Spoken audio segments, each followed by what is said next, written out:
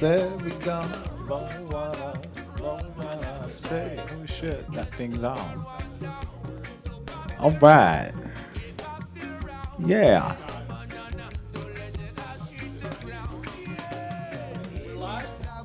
Yeah, we're live.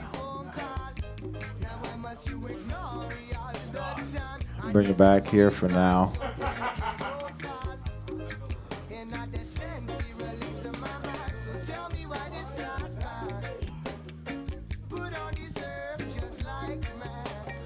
All right.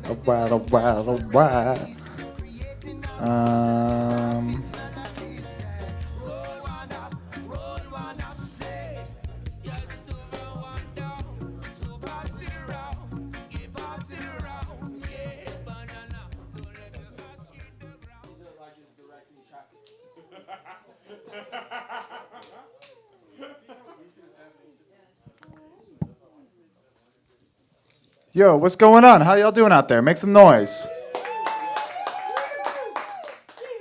Cool, gotta make sure that microphone works. All right, what's going on? My name is DJ SeeWeed, because I see weed and I smoke it.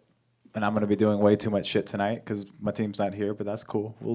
Hey, all right. I got a teammate here, but the whole team ain't here, damn it. So, yeah. Up first, we got Hanna up in the building. Let's do this.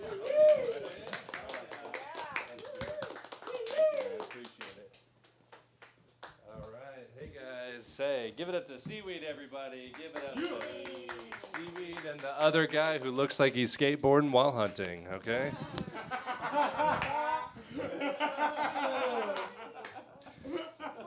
You gonna do a sick kickflip and bring home a 12-point? Is that what you're doing?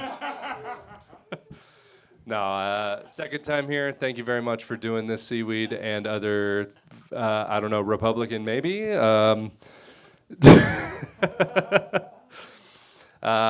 Yeah, so my name is Hanna.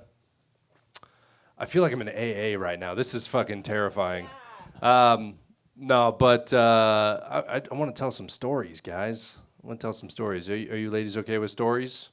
You like stories? Stories are fun. Stories, they got like a beginning, middle, and end. Those are cool. All right, let's all get real right now. We all love the moment when we get home from driving drunk and we're like, ooh, we made it. Isn't that a great moment? Yeah. Been there. It's pretty amazing, you know? Like when you get home, you go, whew, I'm definitely doing that again. For sure I'm doing that again. I had that moment on Monday of this week, and I'm not proud of it. I don't recommend it. Definitely, kids, don't drive drunk. YouTube audience, don't drive drunk. Unless you keep getting away with it. In which case, who am I to judge, all right? I'm not a cop. Wink. But no, man, I was doing a show on Monday. I was feeling kind of hungry, you know, because those Johnny Walker Reds, they burn up your calories, man. You got to get calories in you fast. And I did a little Google search, feeling a little tipsy.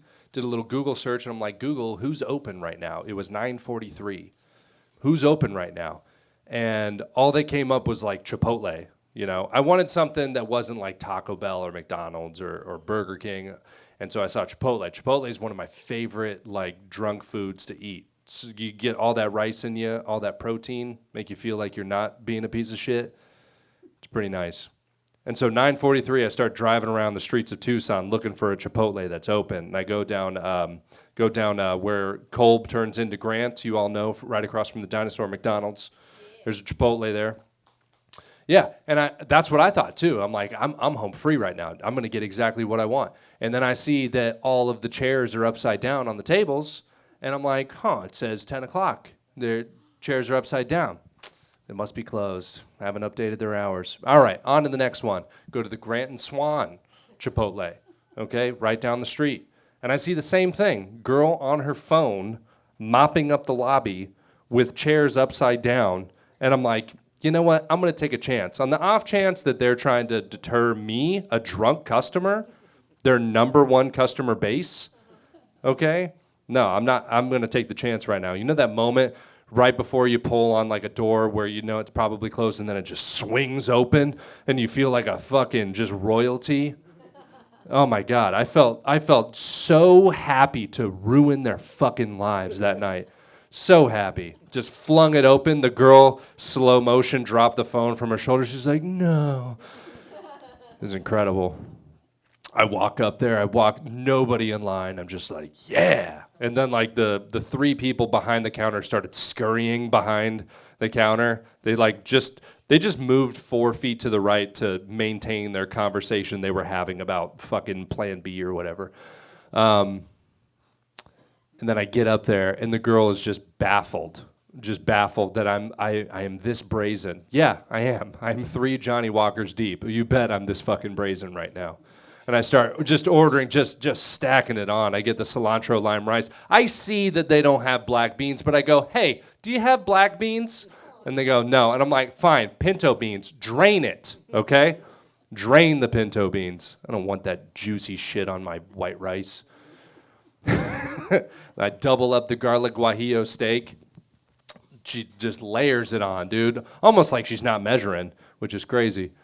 And then get some queso on there. Just get whatever. And I just feel so happy to be the only person in there. Just like, they were really hoping that nobody else would come in. But I'm like, no. 10 o'clock means you're open till fucking 10 o'clock, okay? I get to be however shitty I want to be right now to you. But of course, I'm just like, yes, a little bit of that. Thank you. Okay. And then I get up there, and the bowl is $20 fucking dollars. $20 for one bowl for one person, which is robbery, dude. So you know what I did? I paid for my shit and I said nothing. And then I walked past the condiment bar and I was like, ooh, shit, a fork. And I went to go grab the fork and then I just snagged all the Tabasco and I threw it in my bag and I just walked out. And then I came back in because I was like, I need napkins. I need to get napkins too. And then I grabbed the rest of their Tabasco and I threw it in my bag. This is a true story. There's nothing about this that has been changed. I definitely stole all the Tabasco from a Chipotle. And then the awkward moment is that when you got to go home to your girlfriend and her dad, just full with just Tabasco in your pockets, that's really weird. I come in like with just Tabasco in my back pockets and I got to do like the backwards walk into the kitchen. I'm like, hey, how you guys doing? So I don't have to explain it, you know? And I just open the pantry door and I'm like, hey, my night was good, okay. And they can't see me. That was great. All right, let's do another joke. Yeah, give it up for that joke, guys. Give it up for that true story, actually. I've been with a girl now, my girlfriend Audrey, for 3+ years now. Give it up for relationships. Relationships are amazing. The whole audience is like, we beg to differ, actually. They actually kind of fucking suck. No, my girlfriend, she's an incredible woman. I love her so much. But I feel like every person in here, they all have a plan. You know, everybody in here has a plan for what they would do after. Like, in case they ever break up or, like, a significant other passes away, they all got a plan for, like, who they're going to go after, you know, when that happens. And my girlfriend, she's great, but she's a little short. I'm 6'3". Hurts my neck when I kiss her. All right? I'm a sweetheart. So she's 5'5". She's a little short little girl. She's so sweet. I think what I'm gonna go for if we ever break up is tall girl. I gotta go tall girl. And when I say tall girl, I don't mean like 5'9", 5'10". Sorry. That Tabasco is really burning my throat. 5'9", 5'10". I don't mean 5'9", 5'10". I'm talking like 6 foot fucking 17. That's what I want. I want just the center for any WNBA team. That's what I whatever names of the teams there are, that's one of them. That's the one that I want, you know. I don't think you guys understand. I want her neck to have a knee in it. That's what I want. I want her doctor to mistakenly prep her esophagus for ACL surgery. That's what I want.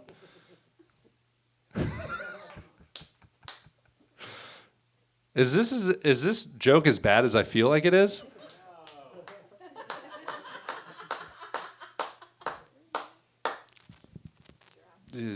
No clapping from the hunter. Usually when the hunter claps, they just murdered something, but no. That's what I want. That's what I want. I really want, I don't know, I fantasize about that sometimes, you know? Just like, because I feel like tall girls need love and they don't get love, you know? And I feel like the next best thing that they can get is a guy who's like my height, 6'3". Otherwise, they got to be like fucking LeBron James. And, you know, not everyone's a champion, but I am.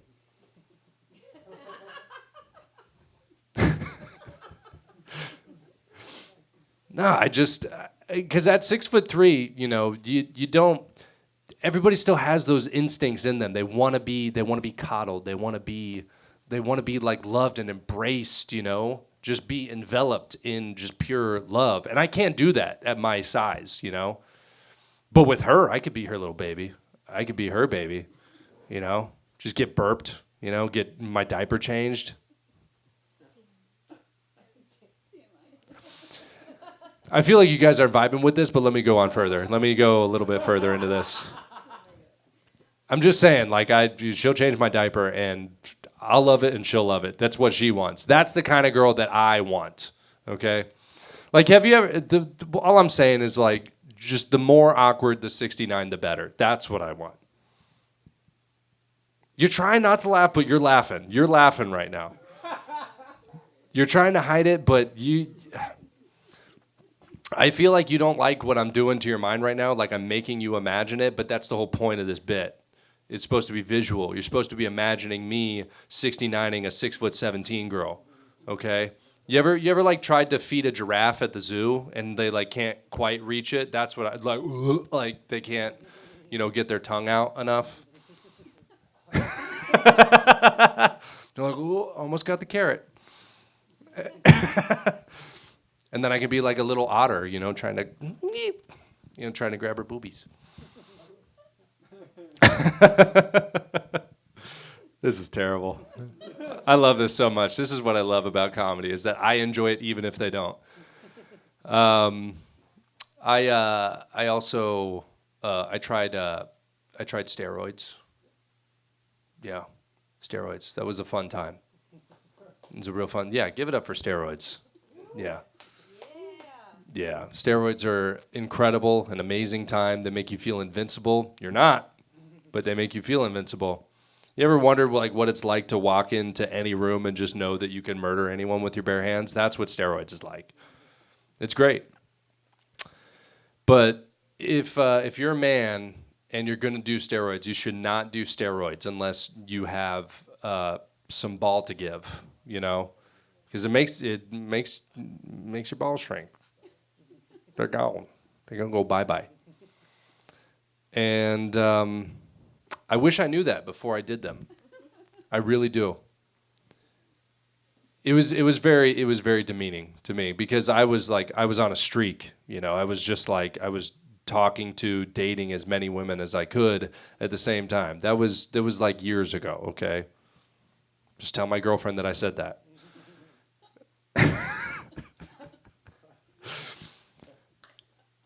And it's terrible in the dating scene because if you like show up to a girl's house and you're just 255 pounds with the tiniest nutsack in the world, like they're gonna start saying some things, you know. They're gonna start saying terrible things. Like one girl said that it looked like Skittles dropped in a baby sock. It was terrible. Another girl said that it looked like a coin purse for Keebler elves. Terrifying. I also slept with this bodybuilder girl, and she said I looked like a semi with truck nuts on it. Yeah, it's terrible. It's good for us, though. What? All right. I'll do one more, and I'll get the fuck out of here and stop embarrassing myself. Let me stand up proudly for this one. Well, maybe I'm white. I shouldn't say proud, but So my dad, over COVID, I got to know my father a little bit better. Okay, because you're forced in with like your family. You're forced in with all the people that you really didn't care to know anymore about. And that was me and my dad. I learned a lot about my dad. I learned that my dad is actually a pretty awesome guy. But on Percocet, he's pretty fucking racist. Okay. That's the only situation where you could be like, it was the drugs, man. That's really the only. I had to drive him home from surgery one day, and so he couldn't drive. The doctor said, like, take 2 of these, you can't drive. And so he called me, and I picked him up from the, oral surgery. And on the way home, he was doing all this stuff where for some people, Percocet is a downer, but for my dad, it was like Molly. He was just like ecstasy. He was just like dancing around and like turning on the music, rolling the windows up and down, I was like, I've never seen the side of my dad. This is fucking awesome. And then a car swerved into our lane. And then he goes, that was pulled pork. It was terrible. And Tabasco. Fuck. Car swerves into our lane. And he just goes, whoa, watch out, you fucking Mexican. And I didn't know what to say. And I was like, I'm pretty fucking embarrassed to be your son right now. And I pull forward and I see that the guy was white. And I go, all right, Dad, the guy was white. And he goes, fucking white Mexicans. What do you know? Like he just found a clue or something, And then he goes, those are new. And I'm like, what? Like, what are you talking about, dude? I pay, like, every 6 months. Canelo Alvarez, I pay to see that guy fight every 6 months. They're a real thing, dude. They're not the Loch Ness Monster, okay? They exist, all right? And also, he said it like those are new, like it's a new set of Jordans hitting the shelf, Yeah, Canelo 5s, dude. Those things are sick. You haven't found those yet? All right, guys, that's been my time. Give it up for SeeWeed. DJ SeeWeed, everybody. Woo! Man, you like them really tall. Tall people, right? I'd shake your hand, but I got too much shit in my hands. This has become a dick mic. And I'm going to go ahead and move it over here because that looked kind of funny. You guys just need to laugh a little louder now, that's all. Next up, Kevin Maloney.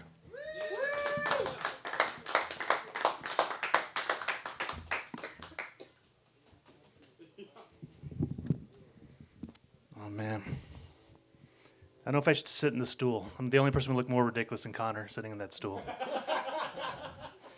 Like a giant child just waiting to be scolded. I think I look too fat sitting down like that. I got to stay standing up. Put on like 30 pounds since COVID started and didn't buy any new clothes, so it's just a fucking kind of an embarrassment. Got a lot of baby tees these days. Yeah. Baby tees. Oh, I forgot what I was going to talk about today. The government's talking about getting rid of TikTok. Or are there any influencers here tonight? Yeah. Of course, Rich. Are you TikTok as well? I thought you were an Instagram hoe. It's all over the place. Yeah, I don't know. I'm cool with it because it's the Chinese spyware part's not cool. But then also there's a couple personal reasons. Like one, I don't have to see my teenage daughter go into a involuntary spasm every time a certain fucking song comes on the radio. She's like, does the whole fucking minute-long dance, won't stop. It has to finish it. And I don't know when it happened that we went from teens being embarrassed by their parents in public to the opposite way around, where I'm at a restaurant with her and I'm just scooting away. I'm I don't know this bitch. What's going on? And everyone's giving me these looks like I'm a bad father. Because she's having an epileptic seizure and you're just leaving? I'm no, she's fine. She's fine. Not in the head, but she's fine. It's fucking kids these days, man. I'll throw this little side bit in here because I think Tony did a joke about Italians at the last place, and then everyone started doing Italian jokes. And I didn't have any good Italian jokes, but it did bring back a traumatic memory from my teenage years. I was with my mom and a group of her friends. We were outside, and they were talking about someone. It was an actor or a soccer player or something like that. And they're oh, I hear he's half Italian. And my mom, without batting an eye, was just hopefully the bottom half. And I was just oh God, how many Italians has my mom fucked? She's like, Italia 80, that World Cup? Let's just say, woo. That was the year I was born. I think it was actually Italia 90. I don't know. I get those things mixed up. But yeah, so second reason for TikTok that I want to kind of get rid of it is it's going to be bad, like name confusion with my upcoming app, Dick Docs. Now, you guys don't seem that impressed, so I'll give you like the Shark Tank pitch on this. Ladies, I don't know if you're in the right demographic for this, but are you swamped by a barrage of unsolicited dick pics? Join Dick Docs. All you have to do, you get one of these offending phallus photos, you upload it to our app along with the name of the sender, and we attach it to an email and send it to his mother with just the subject line, "You raised this guy?" But you're saying, Kevin, half the time I don't know who I'm getting these from. I've got a first name at best.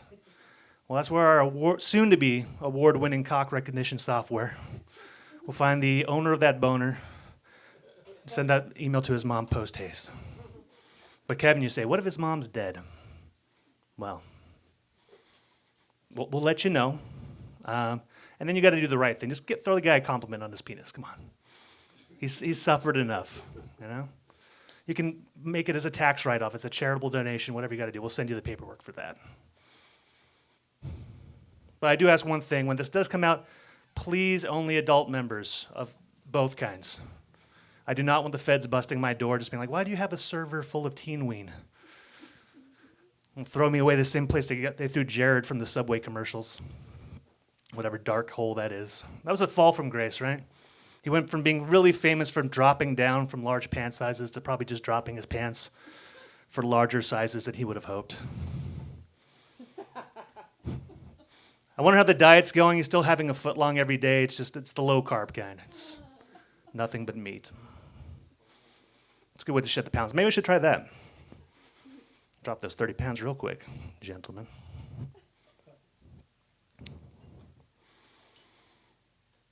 Did you guys hear that story that female cop in Tennessee about a week ago? She got fired for like letting the rest of the officers in her squad just like run the train on her. How is that a fireable offense? You know, that should be like a Medal of Honor type situation. Because like whatever your opinion of police officers are, they're under a lot of pressure. You know, it's a dangerous job. They're working long hours. It's the type of thing that makes them make the mistakes that we all get really angry about. So she figured out a way to relieve that pressure in the most efficient way possible. Sure, she could have sucked them off one by one. But is that efficient use of cop time and taxpayer dollars? No. She needed a more holistic approach.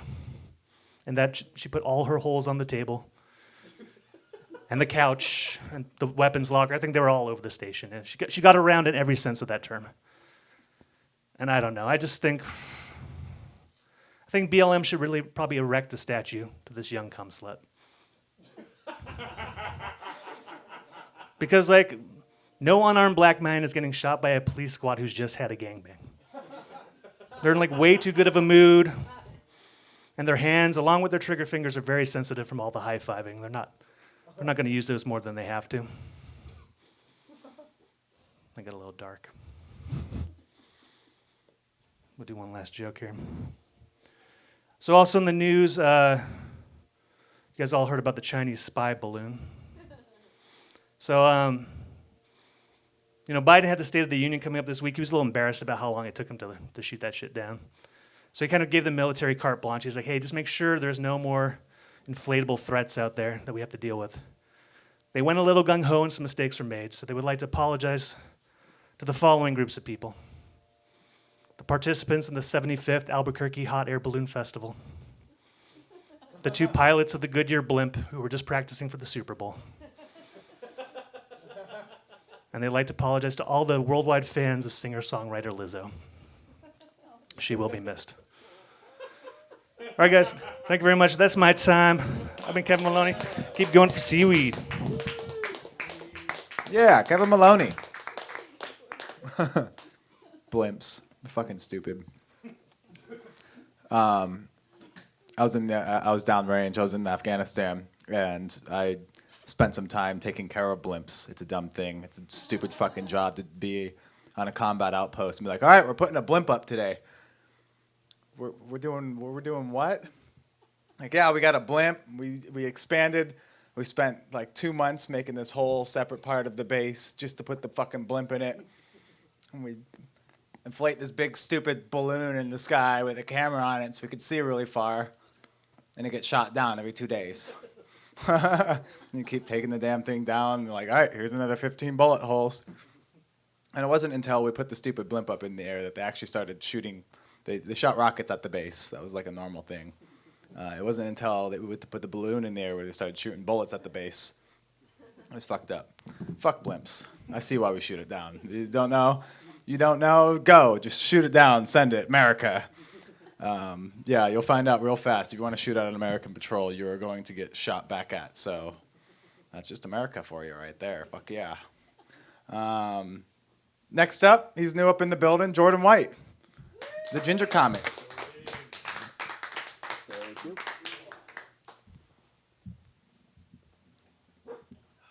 Yeah, you tell him.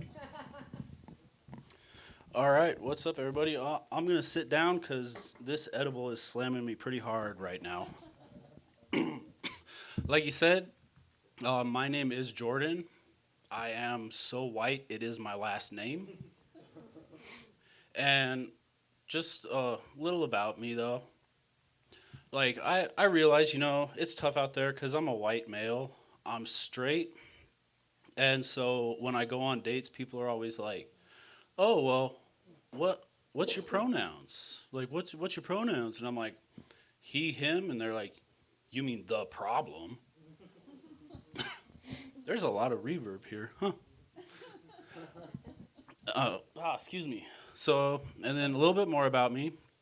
I have 10 years of service under my belt. I was married for 9.5 years before getting divorced, and people love to ask me, so you were married for that long, what happened? Did you guys grow apart? Was it a sexless marriage? Did you fall out of love? And I can tell you guys that none of those things happened. In fact, my ex-wife loved to have sex, just not with me. It's okay. We heal. We learn to befriend our demons. And then we become comics. And then so obviously, like, I'm used to making long commitments. I can commit to things. And I'm still, hopeful that I can find that long-lasting relationship. Because I don't know if you guys have noticed, but couples that have been together for a long time tend to pass within a close proximity to one another. And I really think that is a testament to the power of love and the beauty of murder-suicide. And then on that note, I had a friend back in the old days. He was opposite myself. He was what people would call a man's man. So he was into guns, hunting, fishing, whereas I grew up going to art school and loved writing. So people would always ask me, hey, how can you be friends with this guy? Like, you're a nerd and he's all brawn and no brains. Well, one day I came up on him, slumped over his rifle, and I can tell you guys, he had brains. Oh, no, he didn't. And so, and then stuff like this comes up when I'm out on dates. Like, they always love to pick and pride. They're like, what's the craziest thing you've seen? And I'm like, nah, don't worry about it. And they're like, come on, what's the craziest thing? I can handle it. So I just look at them dead ass, and I'm like, I agreed to this Hinge date. And then they'll keep prying, though. And they're like, come on. They're like, you spent years seeing people on a regular basis just shot, stabbed, hanged. You had to tell parents that their kids were dead. How did you deal with it? Well, like all those people, I kept my eyes on that light at the end of the tunnel. There it is. And then it wasn't always like as dramatic, though. Like, on my years working on the ambulance, we used to sometimes run into family when we'd be leaving the hospital, and they would ask us, how's Grandpa? So we'd have to tell them, he's not with us anymore. He's with the nurses and doing great. And then I do, so I try to get out there. I try to take like my old patients, their advice where they say, oh, just get on the dating apps. You'll probably meet somebody nice. Not so much. It's more like you got to strap on galoshes to wade through that cesspool. And I say this because it seems to be a lot of OnlyFans girls, the Instagram models, and people just so basic, like you would think they shop at TJ Minimums. And you get a lot of people, especially in like the Tucson area, they're into crystals, but not shaving. There's one of them. And so then you have people, they're just like so left. I can't even be right-handed. And then I had this one girl suggest we go on a date. She's like, hey, let's go see a psychic. Let's see if our auras line up. And I'm like, I've never done that before. Why not? So we go, this bigger lady comes out. She's like, hello, I will be the medium. I looked her up and down and was like, nah, you're an extra large. And then you have the other side of the spectrum where you have women that are more conservative in values, I guess you could call it. So they're into, they love America, they love God, they love Jesus. Nothing wrong with any of that. But a lot of these conservative women seem to frown on you when you have piercings. And I'm like, why when Jesus had 5? Oh my goodness. And they say, they like to put their faith in his hands and all they hold dear, but his hands have holes in them. And then I do understand, though, why the ladies love him, because he was almost like that pure but rebellious type. He was dirty, he had long hair, and he was hung like this.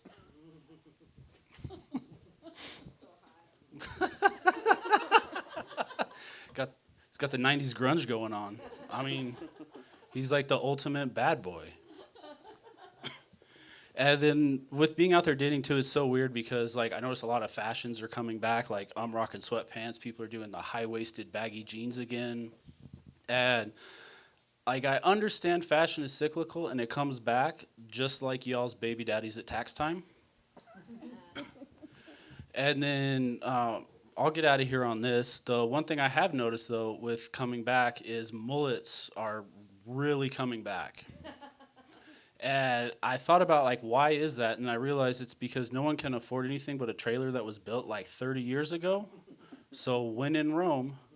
And then now that it's 2023, we're going to have to come up with a new hashtag because I'm sure with the mullets, there's going to be more sexual harassment. And we're just going to have to call it hashtag me 2 inches on the top and 8 in the back. All right, everybody, I'll give it back to DJ SeeWeed. Thanks for having me. Keep it going for Jordan White.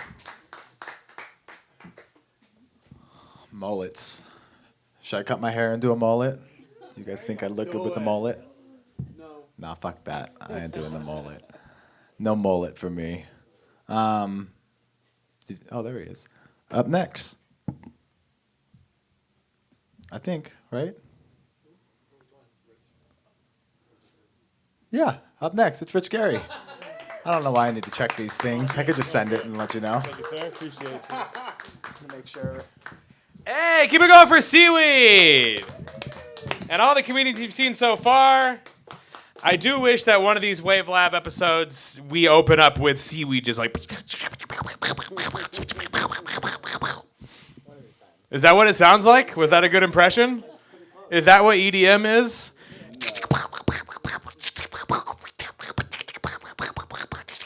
Get low. Right? Yeah, they don't like it in the room, but the YouTube audience, you guys get it, right? You guys are with me, right? Tight.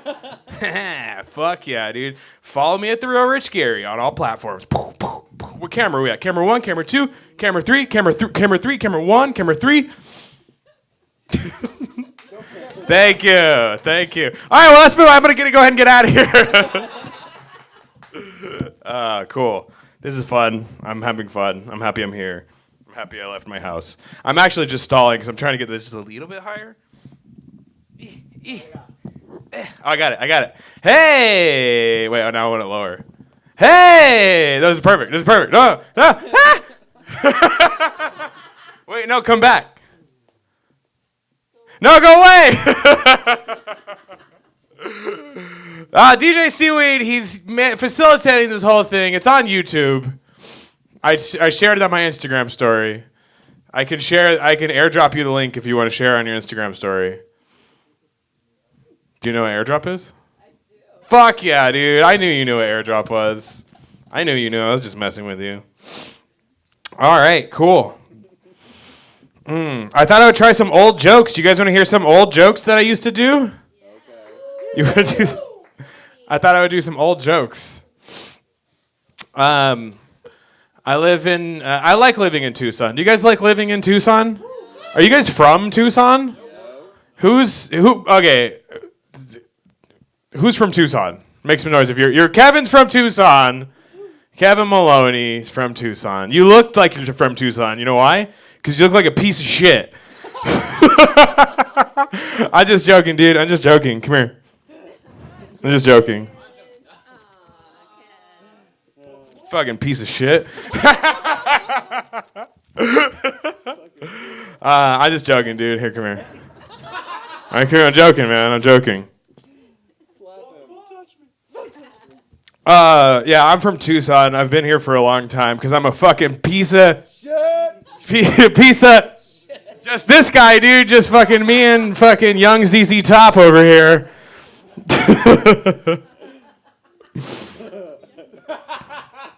I like living in Tucson. Living in Tucson's cool because like a lot of famous people are moving here to Tucson. Like Nick Jonas from the Jonas Brothers just famously got a house in Tucson. It's crazy, right? Yeah, I just made that up. It's not real at all. Yeah, it's an old joke. I'm sorry. I'll just go fucking kill myself after this.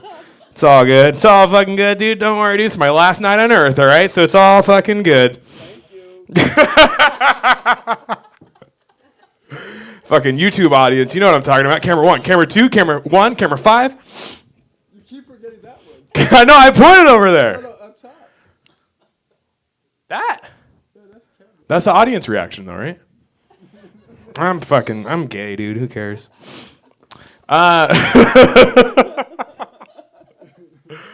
You guys go to college? Anybody here go to college? Why am I asking? You guys are pieces of shit.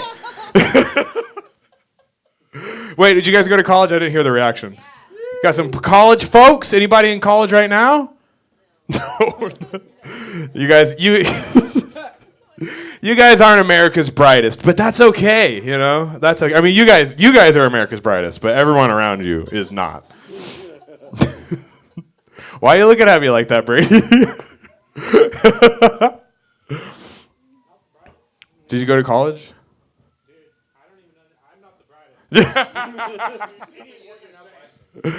I went to Pima. I went to U of A.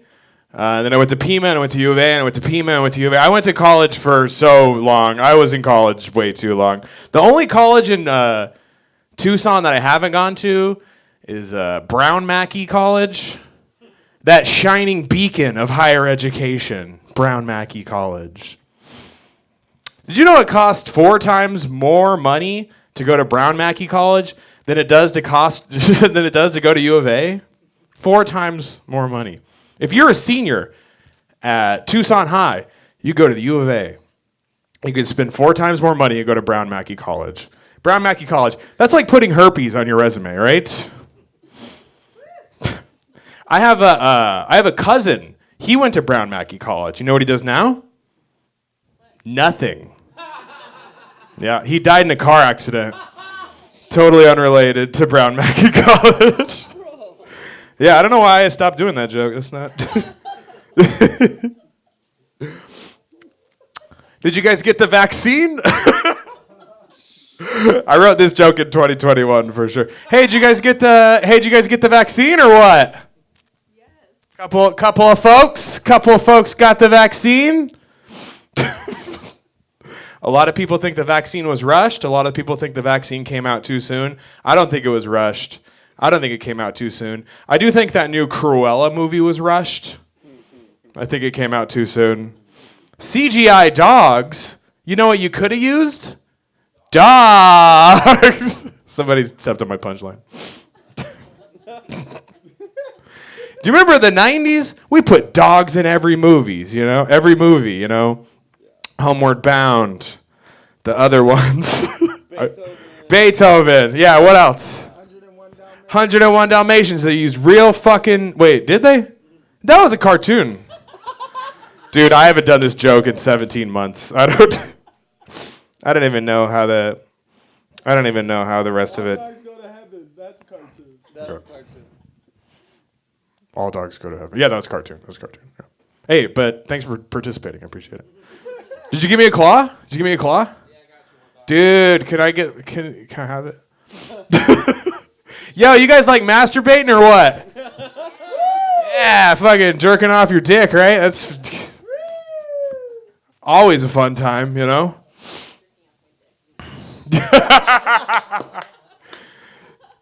Sylvia doesn't have a dick. I think. I don't know. I was in my apartment and my router's been really messed up lately. My router's been acting real weird, and my internet wasn't working very well. And I was masturbating, and then it was buffering, and my porn was like freezing. And then I came while it was like freezing, and I was like, oh, now I know why they call it the load bar.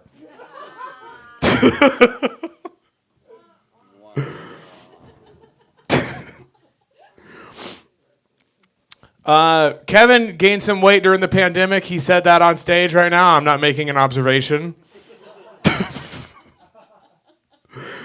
I gained some weight during the pandemic. I wanted to lose some weight, so I decided to start eating some healthier snacks.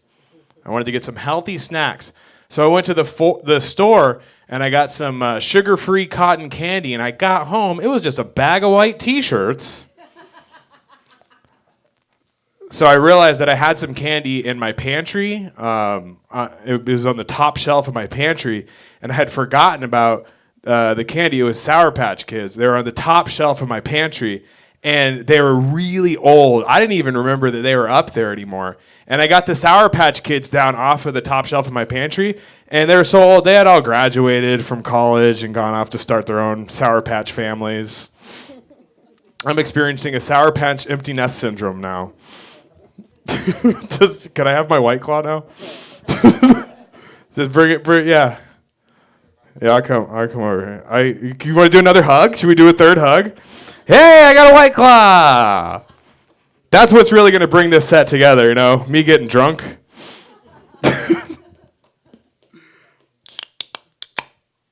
Oh, did you hear that sound? Damn, they're going to love that on YouTube. You guys, I'm so depressed. I wrap my own umbilical cord around my head in the womb. Oh, I fucked that one up bad.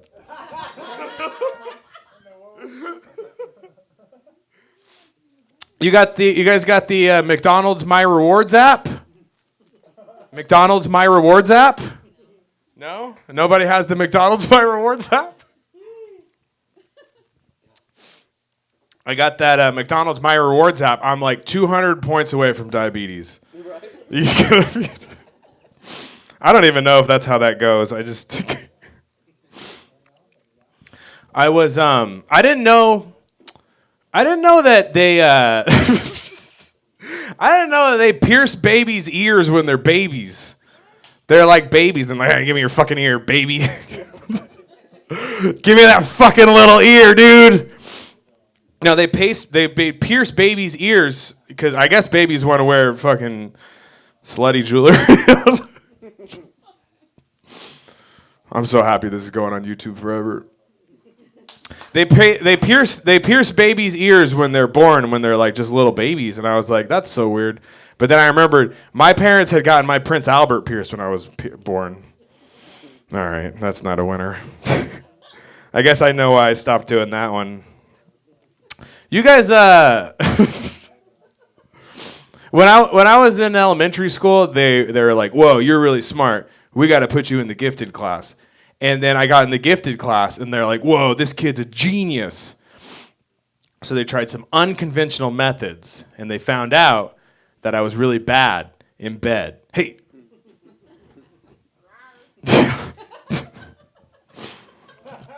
That's the tag. Every time I do that joke, Sylvia's in the audience and she goes, rawr. That's always been the tag for that joke. I've been doing that joke for 24 years.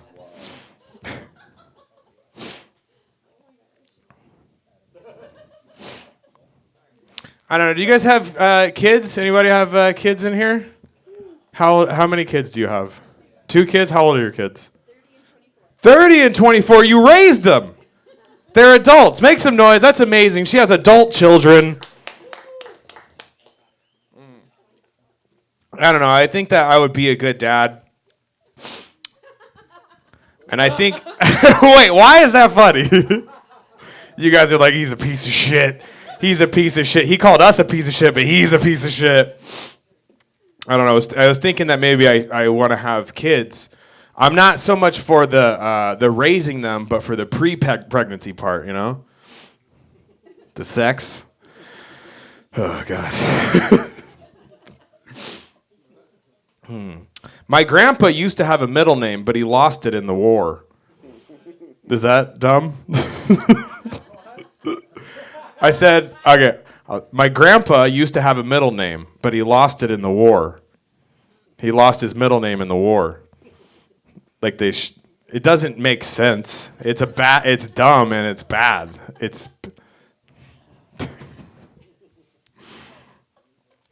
When I was a kid, I was really depressed, and so my parents decided to get me a pet to cheer me up. I was a really sad kid, so they got me a pet. But they got me a pet rock, and I started cutting my wrists with it.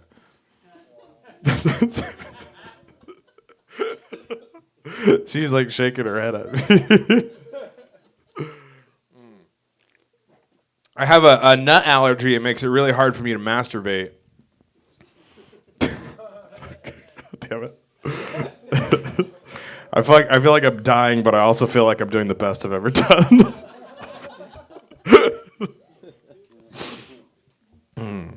You guys got jobs in here? You guys got jobs? What do you do for work? You're a chef? Oh my gosh, what is your specialty? What? Fucking raw vegan, dude. Is that what you do? Do you go to work and you're like, raw fucking vegan, dude? That's That's cool. That's cool. You work at like Choice Greens? Where you? Private chef? Damn, that's fucking baller. Don't fucking light me, dude. Don't fucking light me, you fucking cock-sucking piece of shit motherfucker, bitch. Fucking. Anyways, I gotta get out.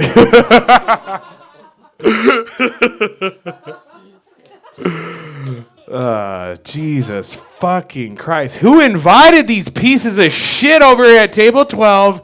Not the raw vegan. You're fucking cool. That's dope. Do you just foothills in it up or what? Yeah. That's cool. A lot of quinoa. Probably a lot of quinoa going on. No? Yo, check it out. Quinoa, totally vegan. Yep. Oh, it's not raw? Oh, cause you can't even cook it because it's got to be fucking raw, dude. YouTube's loving it right now. Camera 1, camera 2. Anyways. Are you fucking lighting me again, dude? Jesus Lord. Did you guys see the Jeffrey Dahmer show? Did you see the Jeffrey Dahmer show? It's crazy, right? That was fucking raw. That was not vegan. The Jeffrey Dahmer show is crazy. The Jeffrey Dahmer show was nuts. He ate a guy's nuts. Say what you will about Jeffrey Dahmer. The man knows how to save money on a groceries bill, you know? All right. Next, I'm going to fall on the floor. I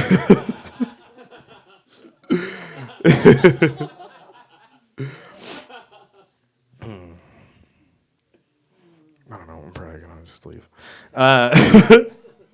You guys have nieces and nephews? Nieces and nephews? Yep. Yeah? How many nieces and nephews do you have? 5 nieces and nephews? Shut the front door.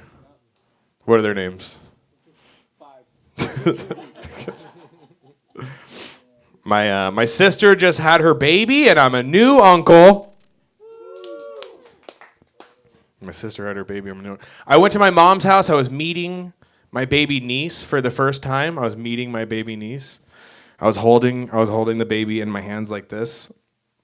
I was meeting the baby, and like babies when they're first born, they're kind of gross and ugly looking. Like they look like little monkey creatures. It's kind of weird.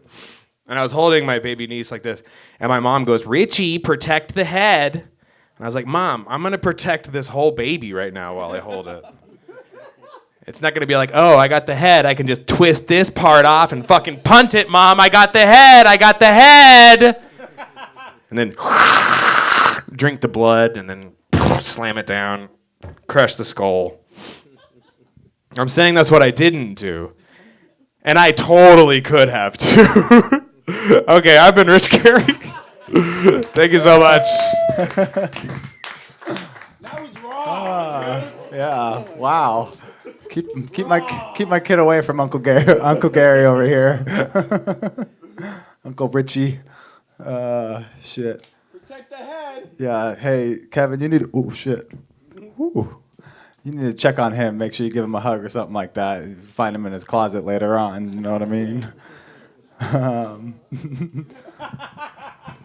Seriously, somebody check on that guy later on. All right. Up next is Whittles.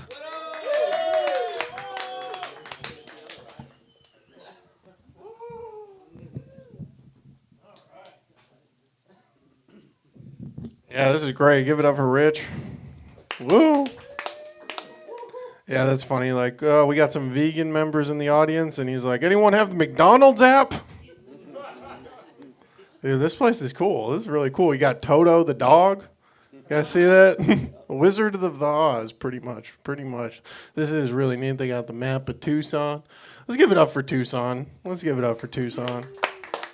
Yeah. Connor was talking about drinking and driving. I feel like I have to start drinking and driving just to blend in with the drivers here. They're pretty bad. Combine that with snowbirds. You don't want to see snowbirds drink and drive. Boy, that's fun. Yeah, you ever get someone really drunk with a Minnesota plate? Yeah, dude. I think snowbirds don't get enough props, you know? You don't really appreciate snowbirds. You want to show solidarity with a snowbird, I'll give you a hip. Gosh, my words. Now I'll give you a tip on how to show solidarity with a snowbird. Just turn on your blinker and never turn. You're like, I stand with you. Yeah, you guys were talking about the vaccine too. I got vaccinated in Bisbee. I got vaccinated in a dive bar in Bisbee. Not even making this up. St. Elmo's. I don't know if you guys ever been there. St. Elmo's. I did get a little concerned though when they started heating up the spoon. And now I want more vaccine. So if anyone in the audience has some vaccine, probably make good music if you have the vaccine in here. This definitely seems like a vaccine crowd. I did that joke here in Tucson, and someone came up to me after the show and was like, "Dude, I got you on that vaccine." I was like, "I'm good, man. This town killed Little Peep." Sad shit, dude. It's sad shit. You got to be careful out there. They're putting fentanyl on everything. It's really scary. You see this? They're putting fentanyl on pizzas now. Fentanyl on pizzas. They're calling it little seizures. Yeah, whoop, whoop. No, I don't know, guys. Yeah, the vaccine, fentanyl, it's cheap as shit, too. I learned that a pill just costs $1. I'm like, holy fuck. That explains it. That really does. I don't know. I need to go through my material and just delete a ton of fentanyl jokes. You know, because, there's drinks for towns. You know, there's like Vegas bombs, Jaeger bombs. There's no Tucson bomb. You know what a Tucson bomb is? That's putting fentanyl in an EG's. Yeah. Not a real fentanyl crowd. I don't know. Tucson's just insane. I had a little, like, wit's end here on 4th Ave. There was a vagabond throwing bottles at cars as I was driving. And then I looked over at my passenger and I was like, well, at least he isn't drinking them. As long as they're throwing them at your fucking car and not fucking drinking them. Yeah, I don't know. Yeah, Connor was talking about like DUIs.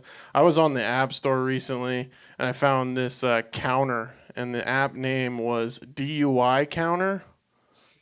And it was actually, I thought it was counting down the number of DUIs you have, but I guess it's a thing to keep you sober. This many days since my last DUI, but I think if you need an app to tell you how many DUIs you've had, might be going to Chipotle a little too much or something. I don't know. It is terrible. It is terrible. It's the inflation. The world's. Maybe it's always been this crazy, but like I don't know. It hurts as a millennial, knowing that you're never going to be able to yell at someone on your lawn because you're never going to be able to afford a lawn. Yeah, the world will be the first generation to just never have that. It is crazy. The egg prices, you guys see that? Buying eggs. Yeah, they're starting to smuggle eggs across the border because it's so expensive. They're hiding them in bales of fentanyl. It is crazy. Now, I had a pregnancy scare recently. Turns out those eggs were fertile. Told her she has to scramble it. Let me tell you, that conversation didn't go over easy. She got really pissed at me, and she ended up breaking up with me after that. And I was like, why are you breaking up with me? She's like, because you've been a dick. Had to go see a therapist after that. That one really hurt. It really hurt. And the therapist was like, sometimes you got to look sunny side up. And I was like, man, that's a hard boil to swallow. I don't know. Yeah, there's dozens of these egg jokes. It's so stupid. I agree. There's a shelf life to egg jokes. They'll go bad at some point. Yeah, these egg prices are no yolk. Oh, God. I hate my comedy, too, guys. I hate it. Oh, thanks. This is give it up for SeeWeed. That name suits this place, Did he make the joke that, like, all the weed he sees? I don't know. Yeah, he did. That's how clever I am. If they can guess your punchline, you're fucked. Yeah, weed's great. They legalized it in Arizona. That's cool. You never saw that one coming. Hawaii doesn't even have weed legal, and Arizona has weed legal. Isn't that crazy? I don't know. Yeah, so now, because weed's legal, Arizona is the only state in the union where you can buy weed from a Republican. And Republicans make the best drug dealers. I don't know, guys. You ever have sex and then while you're having sex, you're like, holy crap, I completely changed my personality and compromised my morals for this? Yep. Like, fuck. No, I don't know. Yeah, no sex jokes, I guess. I don't know. It is weird. I lost my virginity to a pocket pussy. Yeah. I never want to have kids because I never want to explain to them what a pocket pussy is, Can you imagine that conversation? Like, well, when a man loves a woman and that woman wants nothing to do with him, he fucks a flashlight. That's what a fucking pocket pussy is. No, I don't know. I recently got sober, but when I was back in my heyday of benders and stuff, I'm a little dyslexic and like to drink. So one day I accidentally walked into a salon thinking it was a saloon. Ordered a whiskey and all I got was a perm. It's like, shit. No, that is terrible. I agree, guys. I apologize. I just dropped some acid. Yeah, if you find it on the floor, please let me know. I'm looking all over for that shit. Oh, man, these vapes, dude. I'm trying to be hip, but I think it's just fucking up my lungs. Like, fuck, what is this? Yeah, we were talking about sex. I recently got blue balls and Taco Bell. Yeah, terrible decision. Terrible mixture. Like, and then, when you climax on blue balls, it's like the best. really is the best. It's almost as good as when you're like shitting out that Taco Bell. No, I don't know. It's it's funny like coming from Bisbee because everyone in Bisbee is really concerned that AI and robots are going to take people's jobs, which I think is funny coming from people in Bisbee because none of them have jobs. Like, what are you scared about, dude? You don't have a job. No, do you see that chat GBT? You guys see that AI? Yeah, it's like Google tried to come out with a version. I think it was today. Came out with a version. They did a live demo, and it totally spit out some nonsense. And then their stock price dropped like 7%. Yeah. But I asked the AI to write a joke. Do you guys want to hear an AI written joke? It's actually probably better than anything I got up here. Let me see if I can find it. This is always the hard part where I just have to awkwardly scroll through this notebook. Where's the AI joke? Told you it's going to be awkward. You know what? Fuck the AI joke. So last month when this came out, when Chat GPT came out and we did our comedy special last month, I brought it up on our TV, and I had to give us a joke live. Oh, really? Yeah, it's AI, man. Holy shit. What was the joke? I don't know.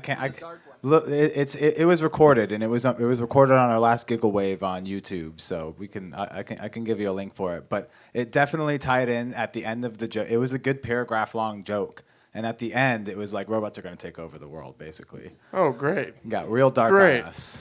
All right, well, you guys want to hear an AI written joke, go watch their YouTube. Yeah, right? Did it give you the same joke? I don't No, mean to it was spoil your punchline, but something about Tim it's fucking Allen. incredible. Something about Tim Allen. Yeah, I forget, guys. I forget. Yeah, well, go watch his joke because I can't find mine here. It's a beautiful thing. I mean, you can even get it to spit out jokes in the genre of specific comedians. Like, give me a George Carlin joke, and it'll like start spitting shit out. Nice. It's mind blowing. It's too much. Yeah, it's AI insane, next dude. level. You don't want it to have the ability to write any Tucson comedian's joke. That'd be horrible. Might crash the internet. I think it's funny when comics get really pissed off when people aren't paying attention to them. They're like, "This is my art. Now listen to my dick joke. Now listen to my dick joke. What's the deal with whiskey dick?" You know, why does whiskey get singled out, you know? Why isn't it like gin, it's not going in? Way too many white Russians, this blood isn't Russian. Yeah, why is it whiskey dick? I don't know, guys. My mom, she's the sweetest. She recently found out what mansplaining is. She started to explain it to me, but I immediately cut her off and explained it myself. I was like, "This is how this works, Mom." Oh, my mom's great. Yeah, I have to keep on looking at my notebook because I'm not a professional. No, you ever come to a four-way stop and there's a debate on who should go next? I have a little trick for you. Whoever has the most dents in their car, you let them go next. They're not afraid to take a beating. Yeah, I don't know. Tucson here, it seems like there's a lot of people with fucked up cars, you know? Fucked up cars. It's something here that I've noticed too in Tucson is that everyone's losing their fucking bumpers. There's just bumpers all up and down the side of the street. It's like, why? And then I was talking to this bartender and she's like, "Yeah, we had 2 bumpers left here the other night." It's like lost and found for bumpers. Like, what bars did I go? I'll have to call to see if I left my bumper. What color is it? It's red. I don't know, guys. Back in my bender days, I got really drunk and became a tour guide in Bisbee. You guys ever done that? Tourists will believe anything. You can just make shit up. Like, yeah, if you look to the left, you might see the ghost of Rosa Parks' giraffe. You see Johnny Depp emerge from his cave. Yeah, I don't know. He actually has a place down in Bisbee, which is weird. Never met him, though. I don't think I'd want to meet Johnny Depp. Too much crazy shit there. I don't know. I want to say that I believe all women. I believe all women. Unless they say they're going to be ready in 5 minutes, then nope. That's a straight up lie. That is a straight up lie. Now we'll see. Do you guys want to try some new stuff? Let's. You know what? I think I'm gonna get off stage. Keep it going for your hosts and yourselves. Yo, give it up for Whittles. That was an excellent performance. Ah, ha, ha, ha, ha, ha, ha. Right on. Holy shit, brain fart. I'm not used to doing the cameras, too. Yeah, it's pretty funny how many fucking hoopties you'll find in Tucson, but at the same time, on the opposite, you'll find some of the most badass cars here because we're living down here south of the border, man, and people like their dope lowriders and stuff, you know what I'm saying? But it's true, though. It's very true. When you're at an intersection, the person with the most dents gets to go first. I always go first. I got that ex-wife paint job. She gave that shit back to me with all of it dented. What can you do? I don't want to say. I come up here trying to do one thing and do another thing, and then I lose who the fuck is next. Silvia Remington.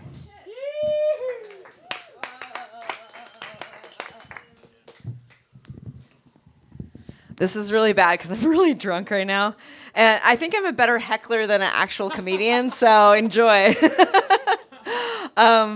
Man, there's been so much that's occurred tonight. We've learned about giraffe sex with Connor and dick pics. I actually got a really good dick pic recently from this guy from Italy. Yeah, it's not even a joke. It was amazing. He did. Like, most of the time you get a dick pic, it's somebody just shows you a dick, but this guy, he was so creative. He did before, during, and after, and there was shooting, and the lighting was amazing, so, yeah. Okay, it's not funny at all. So recently somebody came up to me and said I look like a biker that got excited and discovered crystals. I think they might be right, but I don't know if they meant crystal meth or maybe they went to the Gem and Mineral show or something. Yeah. But are you guys excited that it's a new year? I know we're 2 months in, so you're like, whatever, this is no big deal, right? But I'm excited because last year my house was robbed. Yeah, I know you guys are shocked. The silence is killing you. I was really upset, and then I realized, joke's on those motherfuckers, because all I own is debt. Fuck yeah, joke's on them. No, but I did own some things. I stole things like electronics, jewelry, and then they stole this book I had on how to create wealth. The robbers stole a book I had on how to create wealth. And I was like, you guys are doing it. You're like killing it, right? Just like rob 3 more houses and you'll be set, right? They stole all this stuff around the holiday season, and I was thinking it would have been really thoughtful if they had left me a book, had left me Breaking and Entering 101. Oh, I can't even talk. I'm so wasted right now. Fuck yeah. Let me do a lunge. Fade, do you like my lunge? Fade is a sweet little dog here that I'm just going to pet later. No, and so I wish they had left me Breaking and Entering 101 or maybe how to lock your doors. I think I actually forgot to lock my doors. But I was thinking outside the box on this. And I was thinking, on the first fell swoop, they probably didn't take the book. They took the big things like my refrigerator, my bed. They took so much shit. And I was imagining them going back after the fact and thinking about it and going no, there was that one book on the shelf. And let us retrace our steps. Okay, we tried the door, it didn't work. We tried to hit the window, it didn't work. Oh yeah, that's where the book was. Anyways. Yeah, I like the silence. Hell yeah, what? So I am happy it's a new year.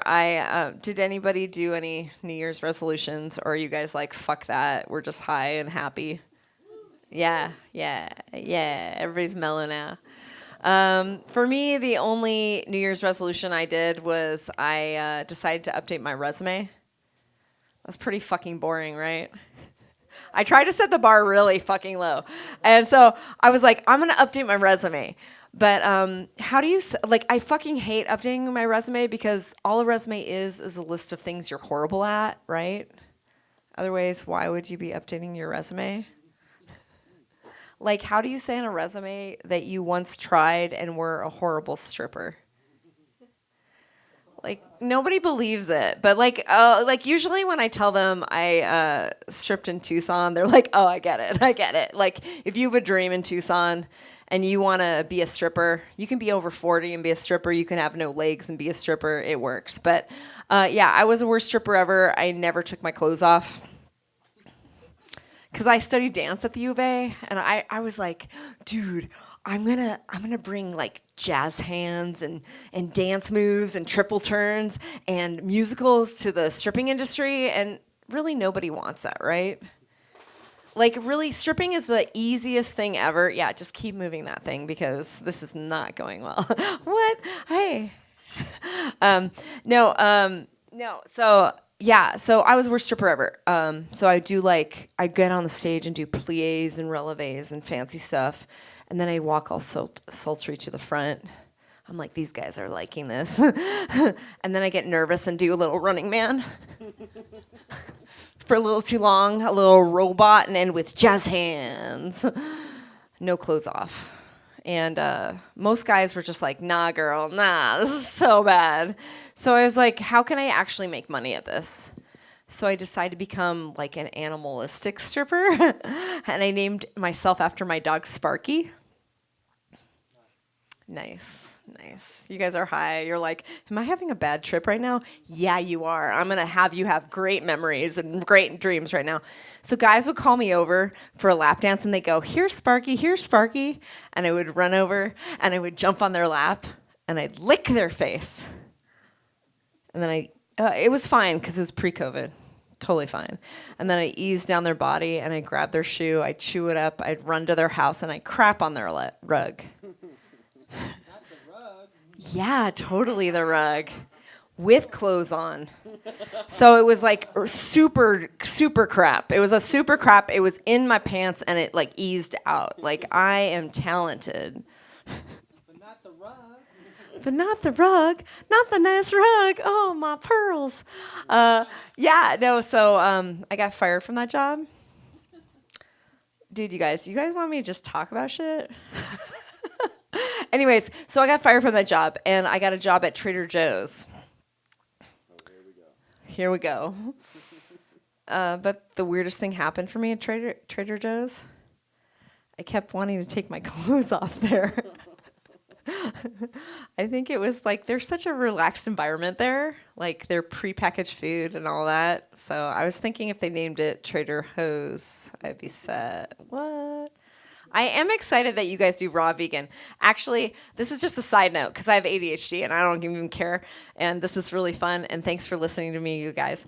And I'm drunk. But when I did raw vegan, I did it for 1 year of my life. I was like the healthiest I've ever been. But right now I'm just eating Cheetos and drinking Prosecco and feeling sad about my life and wondering what I'm doing. And that's why I'm here. But you guys are awesome. Wait, where was I? You guys are awesome. Oh, yeah. Thank you. Thank you very much. But I did work at Trader Joe's for a while, and they had the weirdest products. Like, they had this one product. Well, they had the weirdest products, and so when I first started working there, people would come up to me, and they'd ask me for the products, and they'd say, do you happen to have more than a mouthful? And I was like, wait, what? And she was like, what? And I was like, what? Can you describe this for me? And she's like, yeah, it's this sack filled with nuts with little white stuff in it. I was like, I better not ask her more. So I asked the manager, and I was like, Becky, do we have more than a mouthful, like a nut sack with jizz in it? And she's like, no, we only get that one time a year, just for the holidays. So I had to tell this lady, no, you can only get more than a mouthful one time a year. And then like a day later, this really proper lady came up to me, and she's like, do you happen to have semen? And I was like, what? Am I being fucking punked in this place? Like, what the fuck is going on?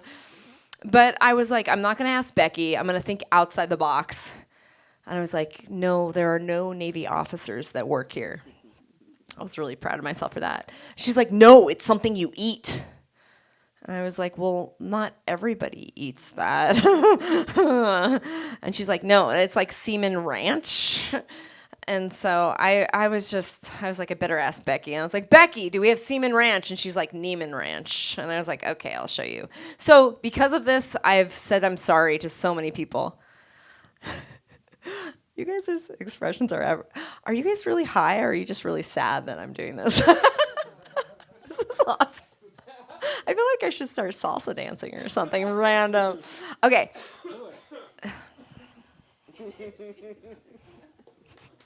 No, dude, as a side note, once at Trader Joe's, somebody asked me where the salsa was. And because I love salsa dancing, I was like, right here. And I started salsa dancing. And the guy actually knew how to salsa dance, and he started salsa dancing with me. I was like, fuck yeah. Okay, I'll continue. So I say I'm sorry to so many people. I'm like saying sorry, like sorry to so many people at this job at Trader Joe's. It got so bad that this guy dropped a piece of paper out of his pants. And I happened to be by his butt, and he had let out a fart so strong that I got more than a mouthful. And I said I was sorry, so yeah. You guys, are you guys like, why is she getting gigs? Okay, I'm gonna keep going. Grateful for you guys. I have so many thoughts. I'm newly single. I know it's a shocker for all of you guys. For the silence. And so I've been on these apps. Specifically TikTok. That's a dating app, right? No? You looked at me all, no. Well, so I was thinking, like, you know what I need? I need to get some cool dance moves. I get down. And so I don't want to do the WAP dance because people over 40 doing the WAP dance is so embarrassing. So I was like, I'm going to do an old school dance. Like 100-year-old school dance, like Charleston. And so I went to the dance floor and I did the Charleston. Yeah, by that silence, I realized like no guy was asking me out, and that's exactly what happened. So I was like, dude, I'm gonna do something even crazier and do this move. That was a little hotter, but not really, until I showed it, and I hit it, and I showed it, and I hit it, and I showed it, and this guy asked me out. Fuck yeah. And he asked me to go skydiving on a first date. And dude, I'm not normally a risk taker, but this guy was hot. He had arms like Thor, and legs kind of like Urkel. Maybe a face. I don't remember his face really. But so he asked me to go skydiving, and it was actually awesome. He's like, we did tandem. He's strapped to my back. It's amazing. We jump out of the plane. The free fall is amazing. The chute opens up, and suddenly I'm rocking. And suddenly I realize this is just like being on a boat, and I don't do well on boats. And I was like, oh shit, I think I'm gonna puke. And I was like, mind over matter, you will not puke on this hot guy. And it just started happening. It was whoosh, whoosh, whoosh, into his mouth. But it was raw. It was raw, so it was healthy. It was so healthy. And I had cinnamon Altoids that day, so I freshened his breath. Yeah, I care about the environment and his mouth. I kept puking. And at one point he said, Sylvia, you got to stop puking so we can land. A little kid was like walking his dog. He's like, look, fireworks. And his mom was like, yeah, for the year of the puking dragon. So anyways, we land. He drags me off. Oh, my God. He drags me off. And he asked me out on a date. He was a total keeper. But I told him, I am so sorry. I'm not into guys who are into puke in the mouth. That's for my OnlyFans. And I charge extra for that. What? Anyways, I have more to say. I have like all these witty things, but Fuck. I think I'm good. I'm grateful for this Wave Lab. I'm grateful for what you guys are creating, and it's really important not to get too high or too drunk before you get on the stage, because otherwise you just stare at people and you get really excited. So, thank you. My name's Silvia Remington. Grateful for you guys. Bye.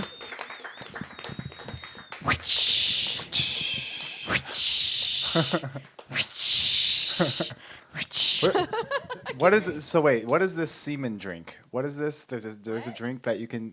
What is it? Did you say or were you corrected and it was Neiman and the person fucked you up? Well, the real I'm thing curious the real what- thing Who you is could drink? no, it was like in Who like came to the the store and be like, I need some semen, please. no, it was like this. You're asking the wrong It person. was actually an 80-year-old lady, and she was looking for. She thought they even were worse. called semen Do sticks. you have any semen? No, she thought they were semen sticks, and it ended up being sesame sticks. And she had such bad dyslexia that she'd been to so many stores that everybody's like, "Oh, it's just a semen lady."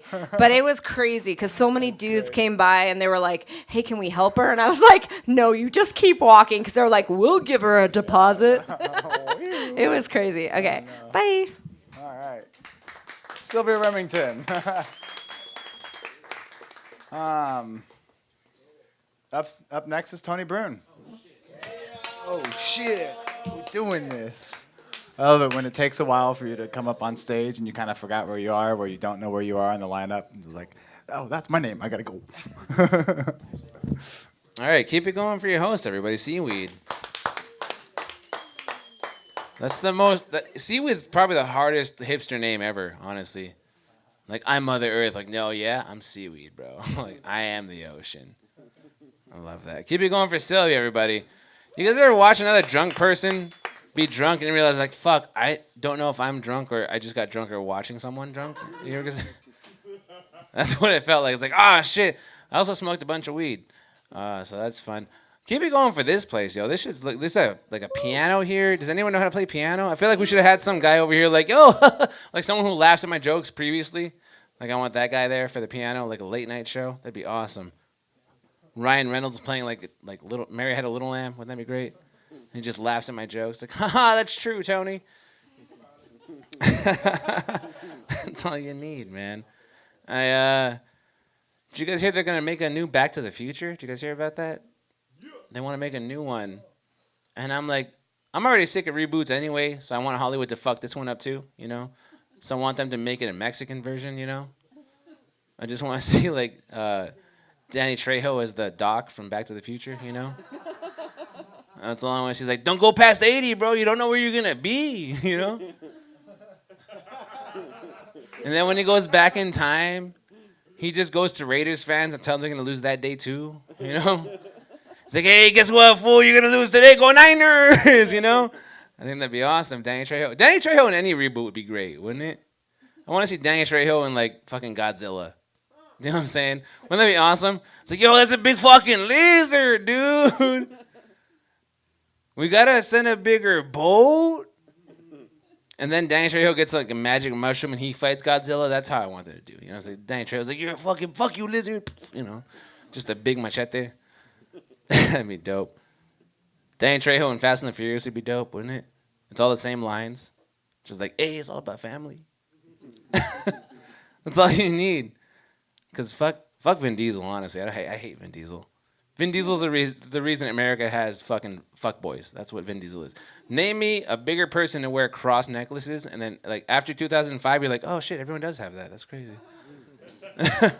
Everyone's got a cross necklace. They want to be bald. I have a muscle car. You know how hard muscle cars are to drive? I don't. I can't drive. But like, fuck those, dude. I don't know. Fuck Vin Diesel. I always feel like the wrong person died in the car crash. You know.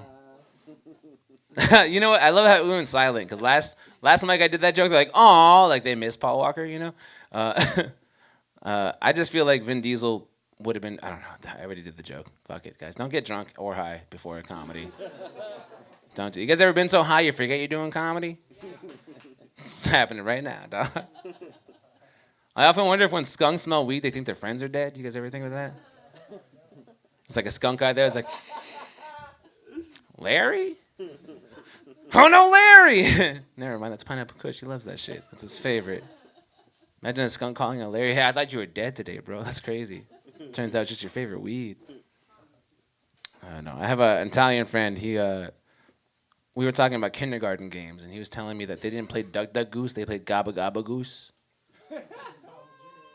You guys imagine this is a little Italian kid's like Gabba Gabba Gabba Goose, you know? He just runs around, and the teacher tries to stop him. He goes, "Hey, yo, teacher, I'm fucking goose in here," you know? Like, wouldn't that be awesome? Imagine imagine an Italian playhouse at not a playhouse. What was that? You played house in kindergarten. Remember that shit?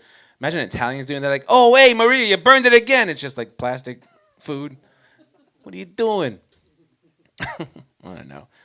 Why do Italians get to have all the vowels? Oh, wait, oh, wait, oh, oh, wait. I'm goose in here. What else was I gonna talk about? Fuck, man. I wish the world was blind. I'm not gonna lie. I wish the whole world was blind. Because we use the same language for everything. I don't know if you guys know this. Like, I feel bad for white people, kind of. I'm not gonna lie. I'm not saying you don't deserve it. I'm just saying I feel bad for you guys. Because we use the same language toward white people the way we used to use language for black people. It's like, you're dating a what?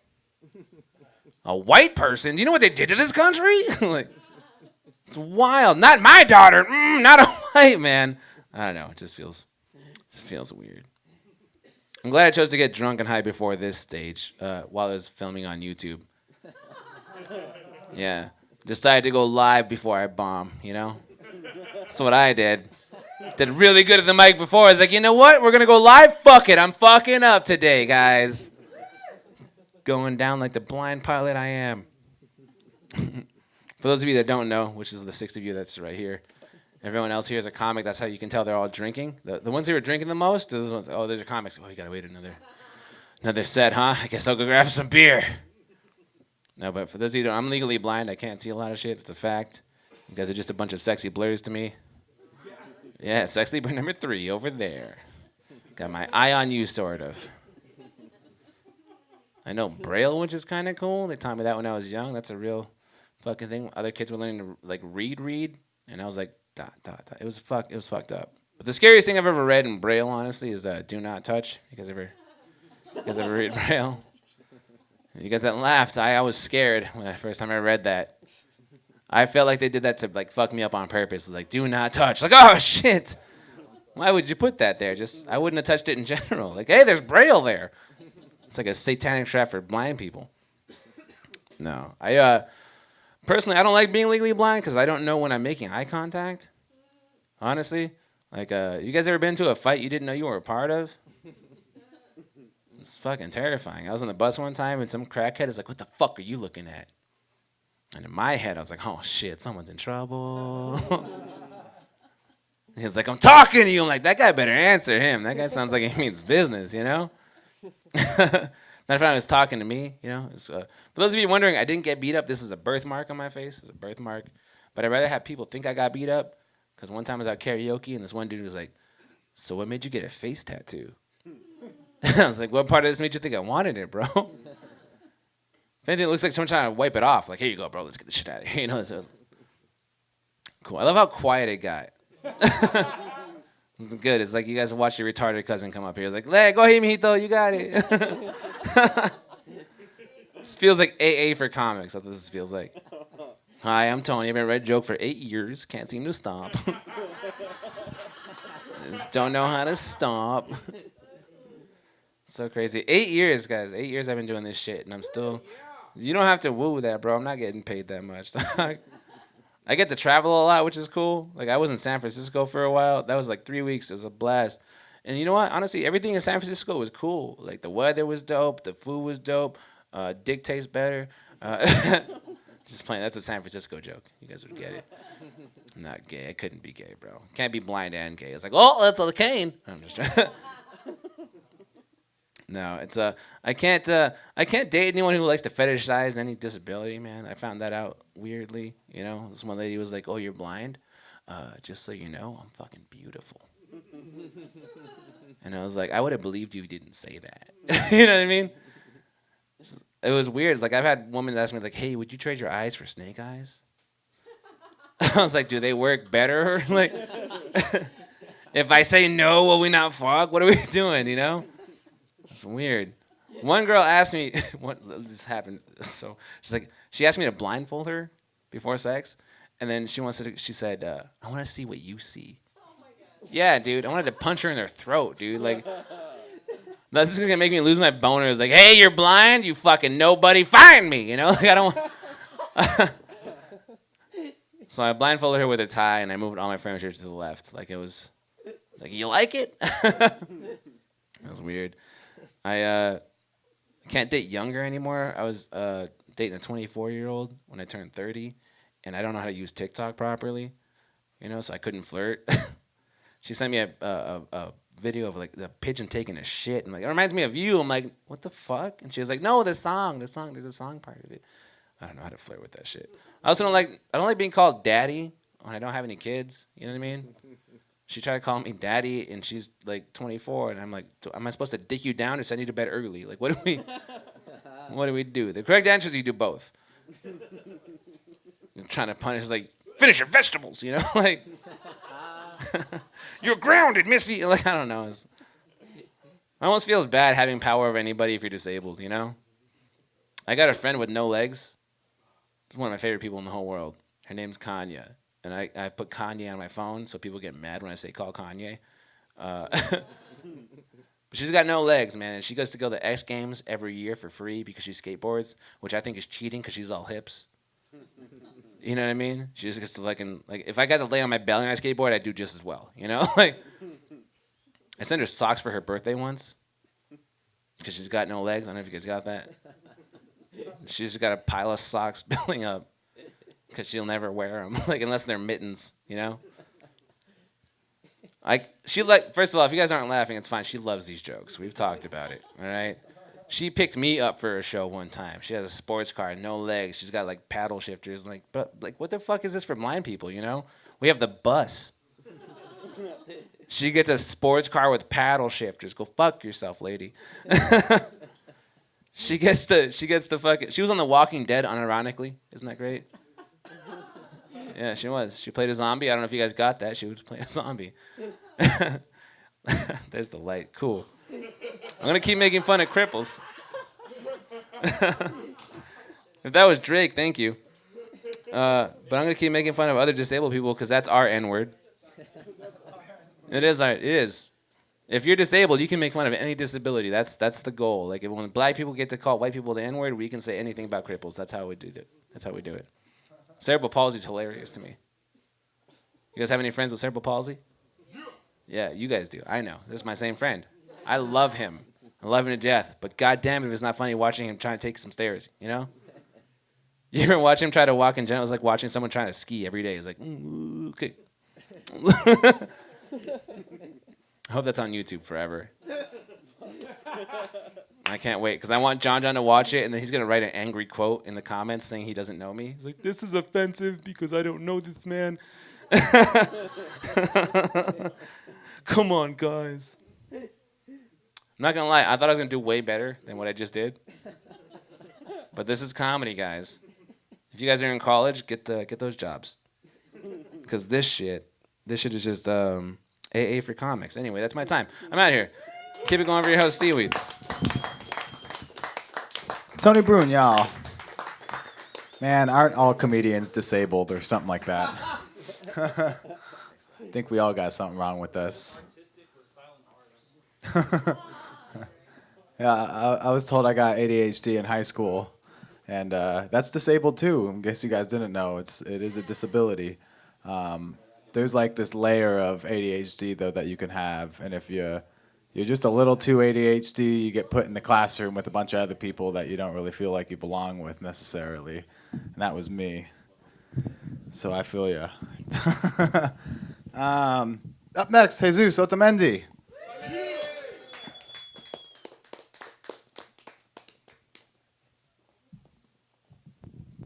Keep it going for DJ SeeWeed, everybody. Come on, make some noise.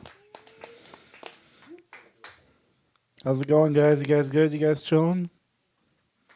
Yeah? You guys having fun? Cool.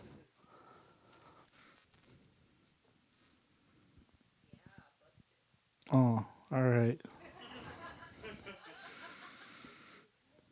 You guys fuck with Greek yogurt out there? Any Chobani Greek yogurt fans? Doesn't Chobani sound like a character that Joe Pesci would play in a movie? Like, pretend I'm Joe Pesci for a second. Like, let me get into character. Like, hey, yo, my name's fucking Chobani, man. There's this other Greek yogurt called Oikio's Greek yogurt. And doesn't Oikio sound like an insult for Italian people? Like, pretend I'm Joe Pesci for a second. Like, let me get into character.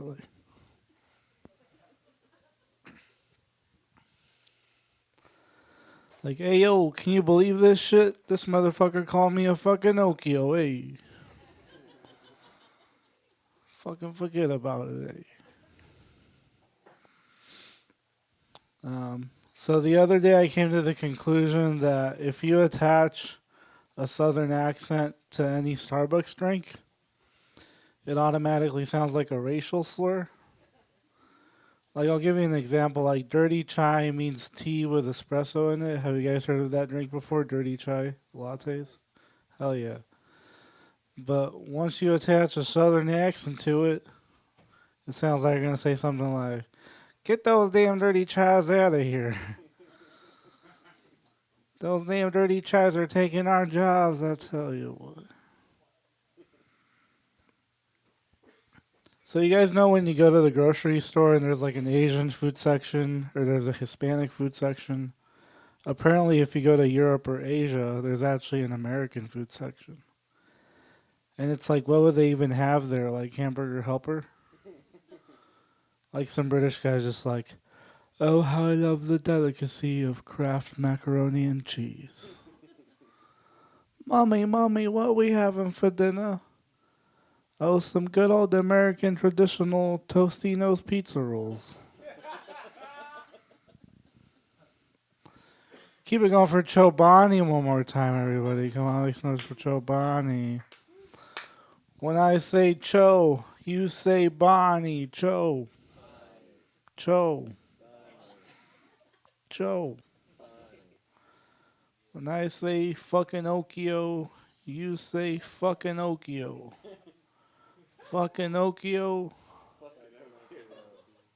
Fucking Okio. Did you say fuck Pinocchio? Oh, no. No, I said fucking Okio. Keep it going for Chobani one more time. All right.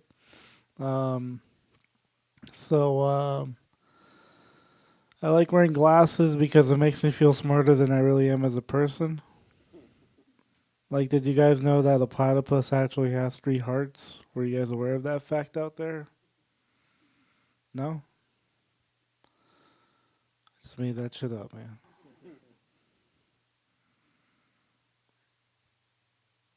Keep it going for fucking Okios one more time, everybody.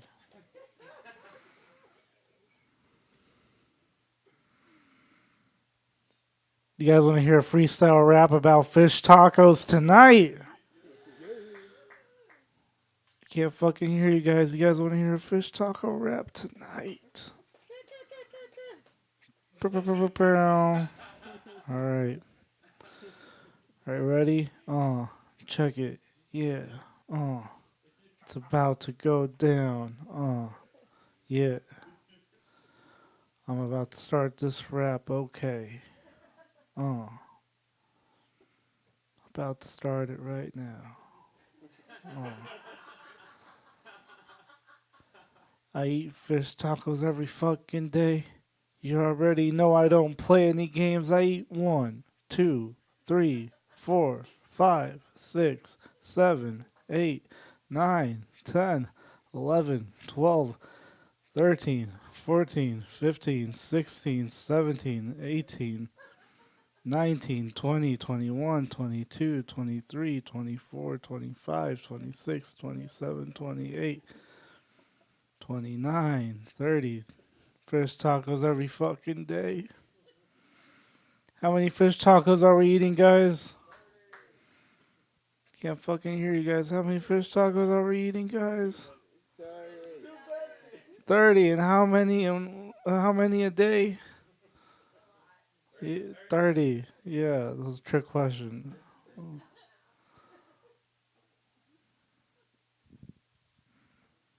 I can't take a compliment. The other day someone told me, I really like your hair and your glasses. And at first that sounds like a really nice compliment, but if you think about it, it's just a creative way of saying, I don't like your face.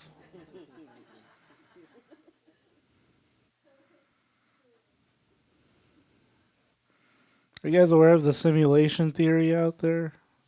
There are people, if you're not aware of it, there's this great debate as of late as to whether or not we live in a simulation. Some people say we do live in a simulation. Some people say we don't live in a simulation. But if we don't live in a simulation, why are there pugs, you know? Like, I feel like a programmer in the simulation was like, let's take a small canine and mix it with Steve Buscemi. Bam, we have pugs, you know? That's all I'm saying. I'm just out here educating the people, you know, about pugs looking like Steve Buscemi.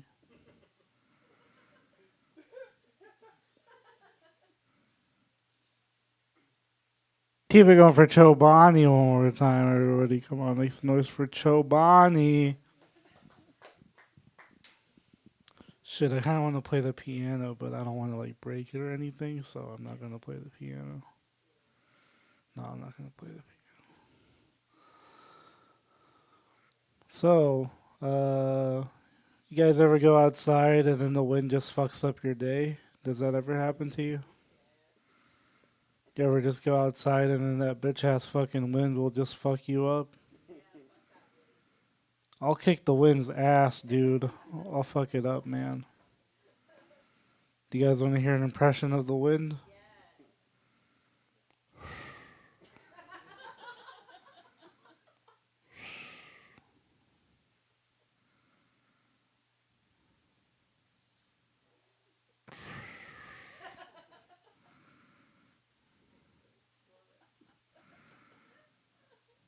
Keep it going for Chobani for the 14th time, everybody. Cool. We're out here. I'm going to do some crowd work. You guys ready for some crowd work tonight? All right, you're ready, dude. What do you do? Nothing. Cool. All right. That's great. All right, that was the crowd work section of the show. I'm so good at crowd work, guys. I'm so fucking good at crowd work.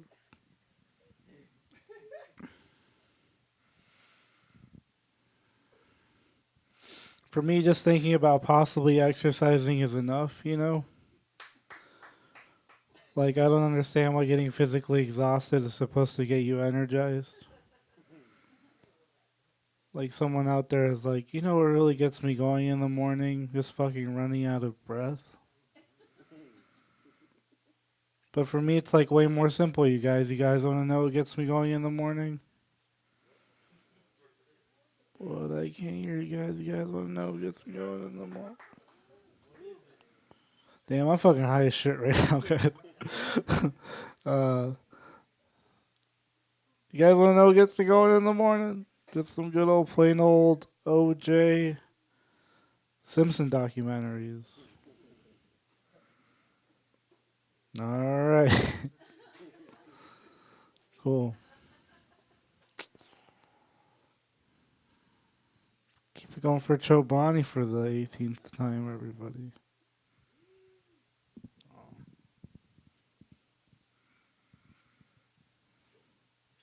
I think that's it for me, guys. Thanks. All right. Bye, everyone. Jesus fucking Ochoa, Otamendi. Are you sponsored by Chobani or something? Yes. They fucking drive by before each show in the parking lot and roll down their window, hold you by your shirt collar. If you don't say it at least 5 times in your fucking set, we're cutting you off. Oh, shit. I forgot my phone. I don't know who's next. Oh, the yogurt man. How much yogurt do you eat in a day? Do you eat a lot? Do you eat a lot of yogurt? I feel like it's just constantly on your mind, like every 30 seconds at least. Yo, next up, Drake Belt.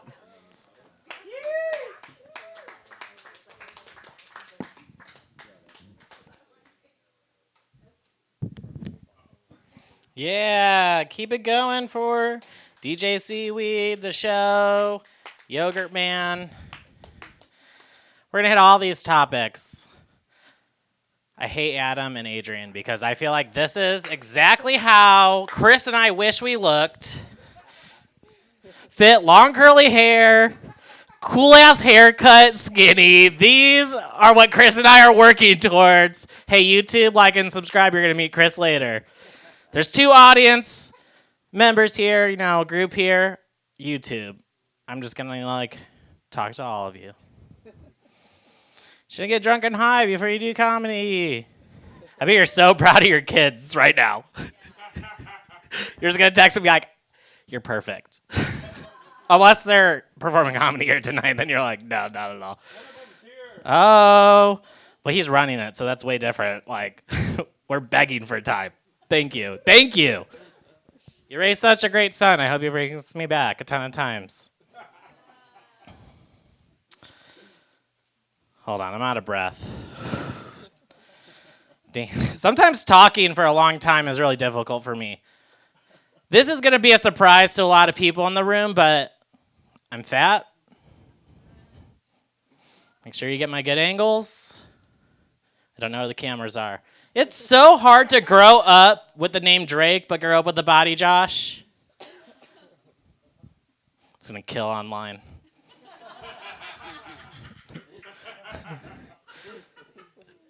Disney just had their investors meeting, and they're like, people that watch cable are 60. People that stream are 30. So yes, the 30-year-olds will love that joke. For the older people, I know that I just look like if Netflix was doing a documentary of John Lovitz when he was at his rock bottom. Anybody have hobbies? Shut the fuck up, Rick. You're ruining this. You're embarrassing me. I'm tired of telling you, Rich. I'm trying to get a great video for YouTube. You're ruining it. Now I got to clip around this. God damn it. All right, we're going to start again. SeeWeed's going to introduce me. I'm going to do the same first 4-minute setup now.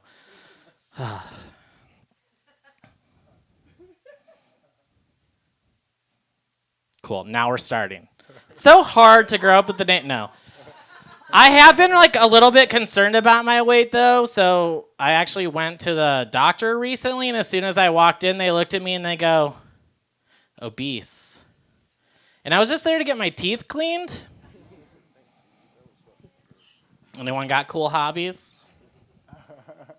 I do. Eating. I'm great at it now. It's actually my love language. I find the best excuses to eat. You ever wake up 2 a.m. and think to yourself, why not? Why not? Do what you love. Have an Oreo. You eat the sleeve. Eat a bowl of cereal over the kitchen sink so there's no evidence. Handful of shredded cheese. It all goes together. It is also my grocery list. You ever not done a diet because of how bad it makes you feel before you even start? I looked into Weight Watchers. My Dairy Queen order is 3 days worth of points. Who can survive on 1 Blizzard every 3 days? Insane. I looked into keto. I read it gives you the flu. There is a vaccine for that, people. It's called bread. Eat it. I love it. I'm surviving on it. You should think about it. Raw vegan. That's a callback. That's for this audience. YouTube should have been here. I'm the one viewer. I'm commenting this whole time about my favorite parts of the show. I did read recently that when a boy goes through puberty to become a man, his voice goes through 5 distinct stages to deepen. She gets it already. Can you imagine what I sounded like at age 9? This is where I ended up. Puberty for me was my voice cracked 1 time, and that was it. I had a comic tell me that my voice sounds like a positive AIDS test, which I thought was mean, but the raw vegan mom laughed a little bit, so I'm going to have to tell him that was actually really funny. Thank you. No, it's like when God made me, he was doing whippets of helium, and he was just like...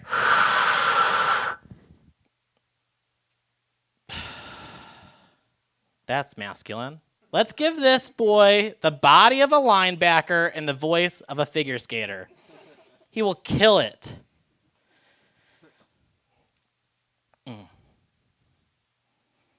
I am married to a woman.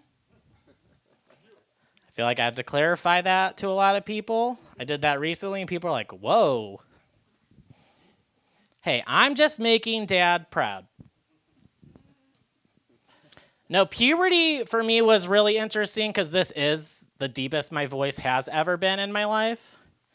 And so when I had the sex talk with my parents, I grew up in a divorced household, so totally different experiences. I had to have the sex talk twice. My dad took me to Hooters and goes, any questions? My mom's a nurse, on the other hand, and she made me watch not only the boy video, but the lady video as well. So when I went to school the next day, all the kids at the cafeteria were just like talking about being, you know, like, I'm a boob dude, I'm a butt dude. And I was like, I'm just really concerned with how thick her uterine lining is. I'm really in tuned. I do find it really hard to masturbate. I'm just not my type. Not in the fat dudes. My wife did tell me recently that she'd like to see a medium. She's tired of this XXL. Now, my wife's really into astrology, a little too much. It's becoming a personality trait. When I met my wife, we've been together 10 years, and the first question she asked was what sign I was. And when I told her, she goes, we will never make it.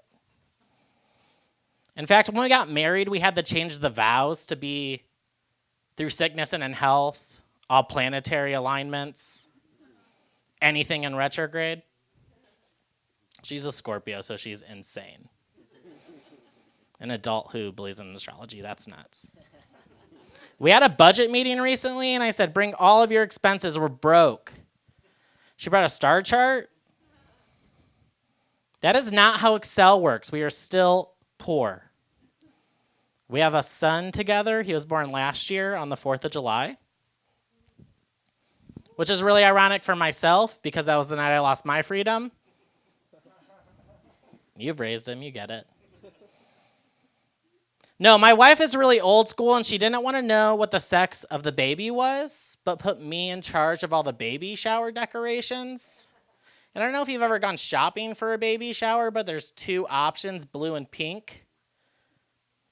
So I just went with the theme and got a banner that said it's cancer. It was either that or it's crabs, and that's gross, everybody. Half the room gets it, and the other half, it's an astrology joke. We're talented comedic writers here in Tucson. I think having kids is super awesome. I know that being a dad is way easier than being a mom, though. I took my son to the grocery store, just him and I, the other day, and this older woman approached us and said, you seem so comfortable with him. You seem so at ease. You must be like such an active father. And no one has described me as active a day in my entire life. I'm a varsity parent now. No, having a child just like changes your like perspective of everything. Like I just feel delusional most of the time. Like my son woke up in the middle of the night the other day and I changed him and he just is still awake. So I had to wake my wife up and be like, what do I do next? I just like question my reality all the time. Like when you don't have kids, you can just go out and do whatever you want. And now I'm like, can I have fun? Do I have friends? Can I go to a bar? Do I take a baby with me?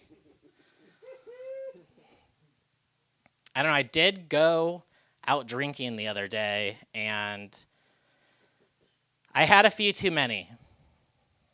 My wife, Maddie, was mad. But when I got home, I found myself being like, should I sneak in? I'm like crawling through the window. My wife woke up. It's like, what the hell is going on? I'm like, shh, you'll wake the baby. I took him with me. She was sleeping. I just asked Dad, and I wanted to go out. But yeah, having a kid changes your relationship with everything. Like for me, I felt like the biggest relationship change was my relationship with poop. I don't know. You have to track every bowel movement when you have a kid, otherwise CPS shows up. My son was constipated, and I just found myself every time I changed his diaper being like, I hope it's a poop. I hope it's a poop. Which is honestly such a nice reprieve from my day-to-day life, where I'm usually just like, I hope it's not a shit. I hope it's not a shit. Have you ever shit your pants at work, but it's not bad enough to clock out? But it is bad enough that you have to take your underwear off discreetly in the bathroom and throw it away? You think you're getting away with it too? Until the janitor starts making like awkward eye contact with you. And he's like, I know, it's you. It's been 3 days. Stop shitting your pants at work. I feel like you actually might have done that because I was surprised at how much you like that joke, which is totally out of my general demographic with it. So I appreciate you. No, I'm like one of the only people in my friend group that has kids, and so all my friends have pets, though. And I do find myself agreeing with some of them that having kids is similar to having pets. My cat friends don't get. I feel like if you have a cat, it's like a teenager. It can take care of itself. It knows how to use a litter box. Children and like dogs are the same. All dogs are like 2-year-old kids. You have to pick up after them. They vomit inside all the time. And you can take dogs anywhere you want in Tucson. I saw a dog at the grocery store where that woman told me that I look awesome with my kid. Great dad.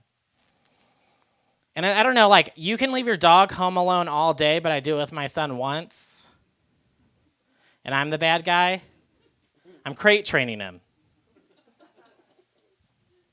I find myself leaning into it, though. Like, my son just bit somebody. So I had to put him down.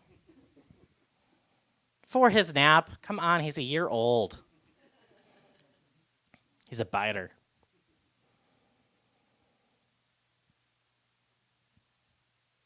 I love doing weed shows because people just get progressively higher. It's way different than a bar. Like when you got drinking, people keep drinking and they're rowdy. At a weed show, it's like they have 4 edibles. The whole show. Here we are, sleeping. I'm going to do 20 more minutes, so get ready for it.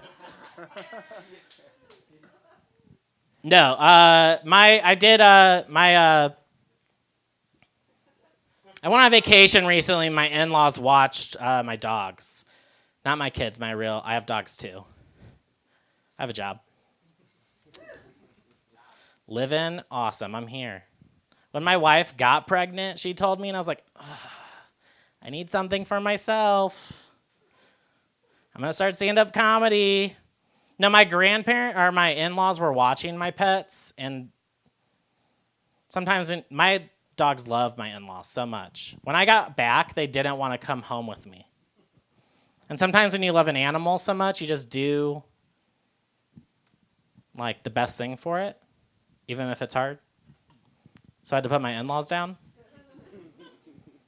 For their nap, they're old. Come on. I'm going to leave you with this joke because Chris lit me. He's last. I probably have to drive him home. Skinny Chris. I love living with a woman. Like I said, I've been with my wife for 10 years. And when I met my wife, she didn't have health insurance, but she got a yeast infection. And we went grocery shopping. And if you didn't know this, you can actually get a yogurt that clears that up. Not Go-Gurt. That is not what the tube is designed for. Kefir, adding some credibility to this joke. I don't know. It's really great for my wife because it cleared up her yeast infection, but it kind of sucked for me because now I can't even eat yogurt unless it's been in a vagina. I'm just a man of culture. Thank you. People love clapping. Somebody Thank you so much. Have a great day. Yogurt jokes. All the yogurt and eggs. Man, you really put the sweets just right on the grocery list, don't you? I love it. I feel like I try to avoid the sweets and then they get me at the end. Well, I won't try and waste my time getting back up there. I'm just going to say it from back here. Up next, as Drake calls him, it's Skinny Chris. Quinn. No, he was saying Adrian Skinny Chris because he's got long hair, and that's what I wanted. I'm Fat Chris. Oh, it's Fat Chris. Never Drake's mind. Fat Drake, but we just call each other regular names. I don't know where to put my beer because it's all musical stuff up here. That's great. Here's the problem with being fat is I really want to thrift. I want to go to thrift shops. I want to fucking be that guy, you know, buying reused shirts. But when you're fat and you go to thrift shops, all of those shirts have mustard on them. So it's like, I don't know what the fuck to do. I want to break fast fashion, but I realize that if you eat fast food, you have to be into fast fashion. That's the problem, you know? Like, I need new shirts. These guys, they just stretch out the necks. It's crazy. Fuck. Cut your hair. Fucking hippie. God damn. Here's how I know I was too fat. Because I bet you're looking at me, you're like, well, we'll see later. Here's how I know I was too fat. I was going to McDonald's. Cover your ears. I was at McDonald's. They fucked up my order. They said, pull over. I pulled over. The lady was like, can I see your receipt? I was like, sure. I grabbed the receipt on my passenger side. I handed it to her. She just looked at me and went, this is from Jack in the Box. It's like, well, I'm fat. I don't know what to tell you. This isn't anything you guys saw coming. I actually did recently lose a bunch of weight. I don't know if anybody that's done that. It's always like the eighth thing you try is never the first thing. First thing I tried, a Fitbit, one of those like little workout watches. I had a Fitbit. Right away I was doubting the validity of my Fitbit. I was taking a shit and it beeped, bloop, bloop. You've been working out for 6 minutes. What the fuck? How would you like to categorize this workout? I marked it as squats. I mean, I was just trying to be accurate, you know, across my workout. Fitbit didn't work. I tried intermittent fasting. I was on the 20 and 4 diet where I was just eating for 20 hours and stopping for 4. I don't know. I just kept getting fatter and fatter. I don't get it. I couldn't lose weight until I found keto. And I know my man gave me my recipe for keto, but it worked so well for me that I had friends coming up to me. They were like, damn, man, what are you doing? Are you eating right? Are you exercising? And I was like, yes, I'm eating right. I'm exercising. I'm bold-faced lying to my friends. Because on keto, I've never fucking partied harder or eaten more fast food. I'll just walk into In-N-Out. I'm like, I'm going to use that sound effect all night. So I want you guys to be ready for it. I'll just walk into In-N-Out and I'm like, give me a double-double protein style. And they're just like, okay, just wait in line, sir. I'm like, okay.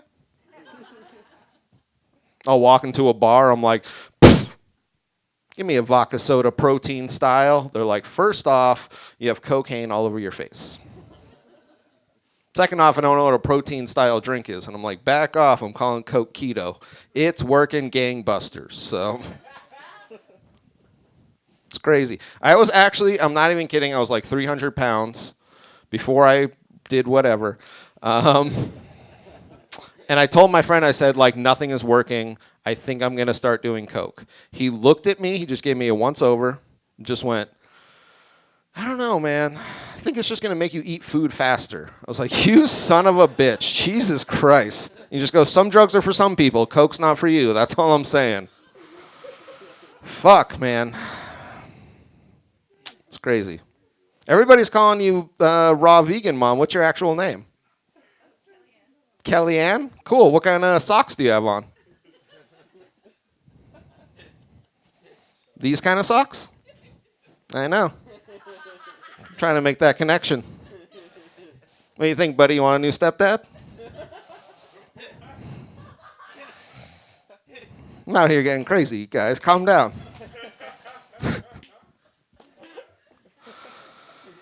It's better when there's a fuller audience. When it's 6 people, it's a little awkward. That's all I'm saying. But, you know, felt like we connected on our socks. That's how I feel. It's crazy. Thank you, Silvia. Man, I thought you were stoned and you just kept going, I'm drunk. I was just like, that's how you know when Sylvia's drunk, when she just keeps going, I'm drunk. It's like, all right.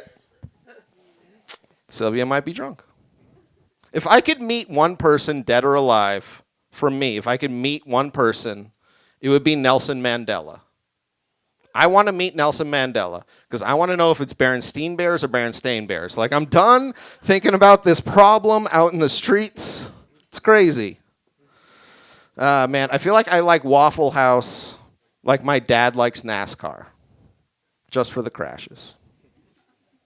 Just for the fucking crashes, you know? Rich, be quiet. I was quiet during your... All right, I wasn't quiet during your set. God damn it. That's what's... So... Oh, shit, I just got the light. Shit. Ugh. Thank you. I've been watching a lot of TV lately. I'll say this. I've been watching a lot of TV. I've been watching this one show, 16 and Pregnant, where 16-year-olds are pregnant. I guess it's all in the title, you know? But I really wanted the prequel to this show. You guys know. 15 and Unprotected. It's like, Kelly, you can't get pregnant if you do it underwater. Bro, I had her pee right afterwards. Pff, sterilized it. It's science. Fast forward 3 years. Bro, fuck science. You're just like, all right. I guess that's why people don't trust vaccines. I'm trying to preempt somebody else's set. So there you go. All right, I'll switch it up. That's fine. I can switch gears. You think I can't switch gears up here? Sylvia's drunk, so she's laughing at the awkward parts. That's my favorite part. I do feel like there's a divide in this nation. Like this nation's divided. I think everybody knows what I'm referencing, and yet I'm going to continue talking. All across this great nation of ours, people are putting music on through Pandora instead of Spotify, and it's tearing this once great nation we had into two. I can't understand it. Nay, I won't understand it. Spotify's wonderful. It's like the menu at the Cheesecake Factory. You can order anything you want. Pandora is like airline food. You get what they're serving. It was like, hey, man, what did you order? 90s hip-hop mix. Really? What did you get? Meatloaf. Meatloaf. See, I told you I could switch it up. You guys are probably like, this guy can't. I could. I have been watching a lot of TV lately, though, so I got to get back into that bit. So here we go. I have been watching a lot of TV lately. I've been watching this one show, Emily in Paris, where Emily's in Paris. Guess it's all on that name. But then I had this friend come up to me. He goes, hey, man, I just want to tell you, it's Emily in Paris. And I said, hey, man, we can't be friends anymore. So I called Downtown Abbey, Downtown Abbey. He said, hey, it's Downton. I said, hey, I told you before, we're not friends. Get the fuck out of here with that Downton shit. So I'm in the streets. So that's how I say Downton. I've been watching a lot of TV lately. I'm going to have to reiterate it because it is my favorite part, is when it really gets awkward. That's when Silvia laughs more than anything. I have been watching a lot of TV lately. I've been watching this one shit Fuck, I fucked that up. I'm going to go back. I've been watching a lot of TV lately. You watch so much, you watch a movie on TV. I don't know if anybody's done that. I watched this one movie called Limitless, where Bradley Cooper takes this drug and becomes limitless. I guess it's all in the title. I don't know. But every time I see a movie about drugs, like a movie that's like centered around drugs, I feel like that movie has to prove itself to me. And then first two things that Bradley Cooper does after he takes this drug is fuck and clean his apartment. And I was like, all right, this movie has authenticity. These people have done drugs. I have been watching a lot of TV lately. Been watching this one show, Dick Van Dyke, where I guess it's all in that title. You guys probably came here. You didn't think there was going to be a Dick Van Dyke joke, and then there it was, right there in your face. What a great show it was. Now I feel bad because the dog didn't like my Dick Van Dyke joke. He literally got up and left. He was just like, all right, man, that was mediocre. Like, I can't fucking do a Wizard of Oz joke right now. Here we go. I don't have it, Silvia. You knew that. She keeps saying that. When I don't have it ready to go, she goes, do it. I'm just like, I'm going to go home.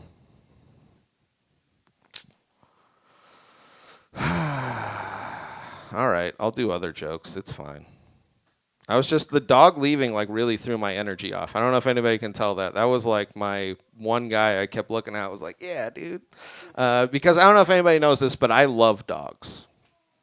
I love dogs so much that I'll go over to my friend's house and make out with their dogs in front of them. I don't give a fuck. It's a dominance thing.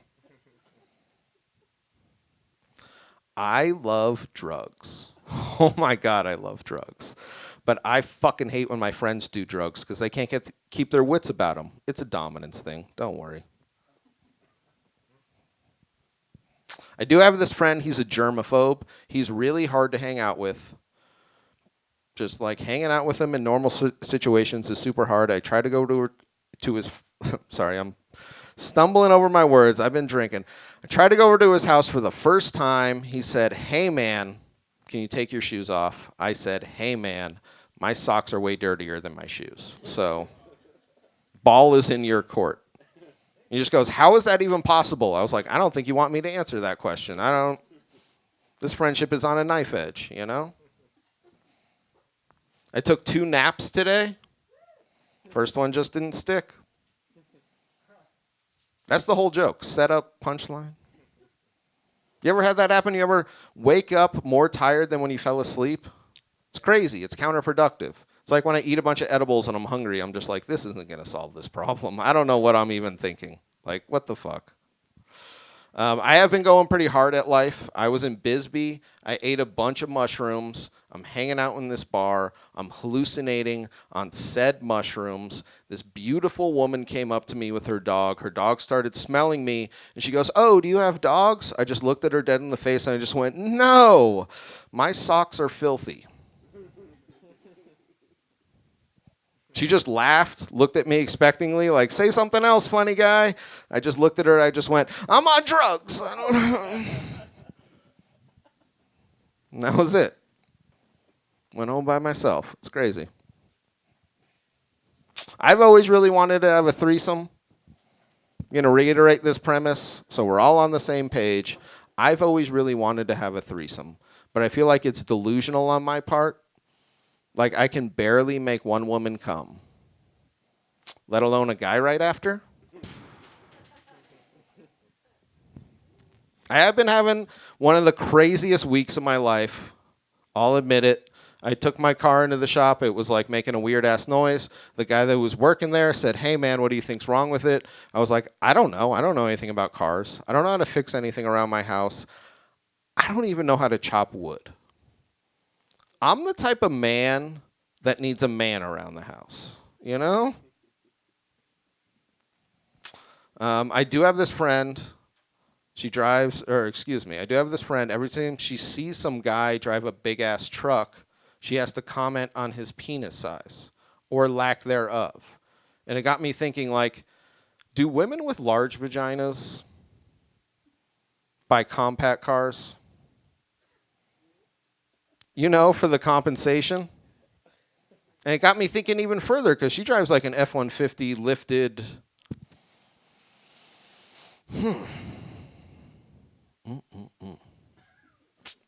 Must be like a Fig Newton down there. Delicious, people. Come on. Dunk your ass in some milk. That's how I eat Fig Newtons. One dunk. I don't know if anybody can tell by the set, but I just say shit all the time. Stuff just creeps in my head. I just say it. I do get in trouble from time to time. A comic brought it up literally earlier tonight. This lesbian couple that I know recently became pregnant, and I said, "Did you plan it?"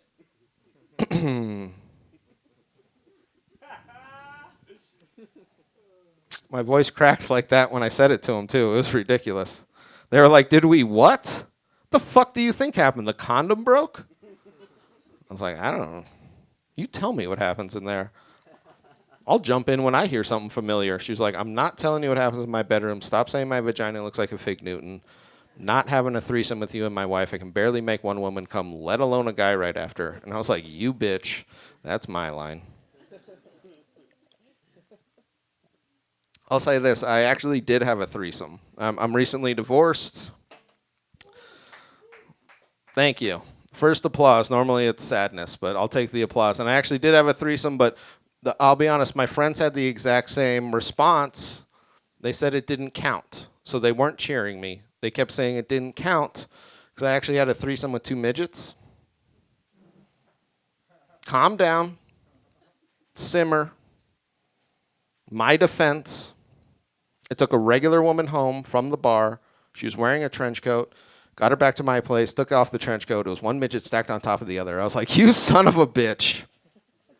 You are a crafty folk." That's what they say. They are a crafty folk. I told you this. I was having one of the worst weeks of my life. I was up on the north side. Went up to visit my dad. The nightmare scenario that you all imagine. Driving in my dad's neighborhood, 2 kids run out. I'm going a reasonable speed. I'm going 45, so I hit them both. Get out to check. Turns out it's just the 2 midgets coming from my dad's house because, you know, fathers are like sons. And I'm like, "You son of a bitch, Dad, not again." Here's the question I'm going to leave you with, and it's a legitimate one, so... When you bring your car into the shop and the guy goes, "What do you think's wrong with it?" and you know in your heart of hearts that it's making a weird-ass noise because you just hit 2 LPs coming from your dad's house after he fucked him and beat him at 21. When the mechanic says, "What do you think is wrong with your car?" what the fuck are you supposed to say? He just goes, "Don't even worry, man. It just looks like you got 2 little smudges right here." And I said, "Smudges?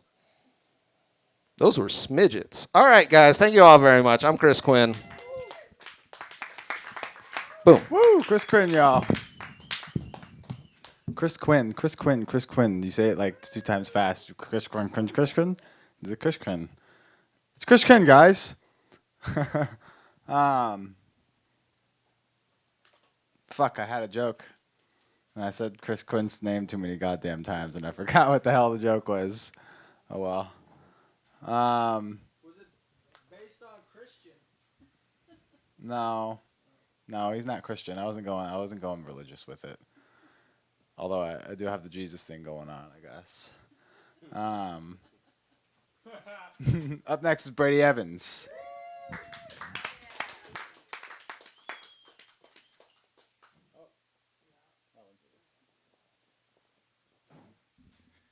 Thanks. Give it up for SeeWeed. I SeeWeed. I smoke it. It's gonna be better. It'll be better than that. I actually went through a breakup very recently. Anyone have a breakup and like the other person's trying to be your friend about it? Like this girl was telling me, "You're gonna find someone else so beautiful and so special." And I was like, "I don't want someone so beautiful and so special. I want you." So she starts packing her shit a little faster. And the crazy thing is like she broke up with me recently, and like we weren't even dating. So I was like, "This, you don't get to do this. You don't get to break up with me if we're not officially dating, you know?" And she goes, "Would you want to date? Would you want to be exclusive? Would you want to be boyfriend and girlfriend?" And I said, "Sure, okay." And then she said, I don't think this is going to work out." And I was like, "Fuck you, but thank you for doing it the right way."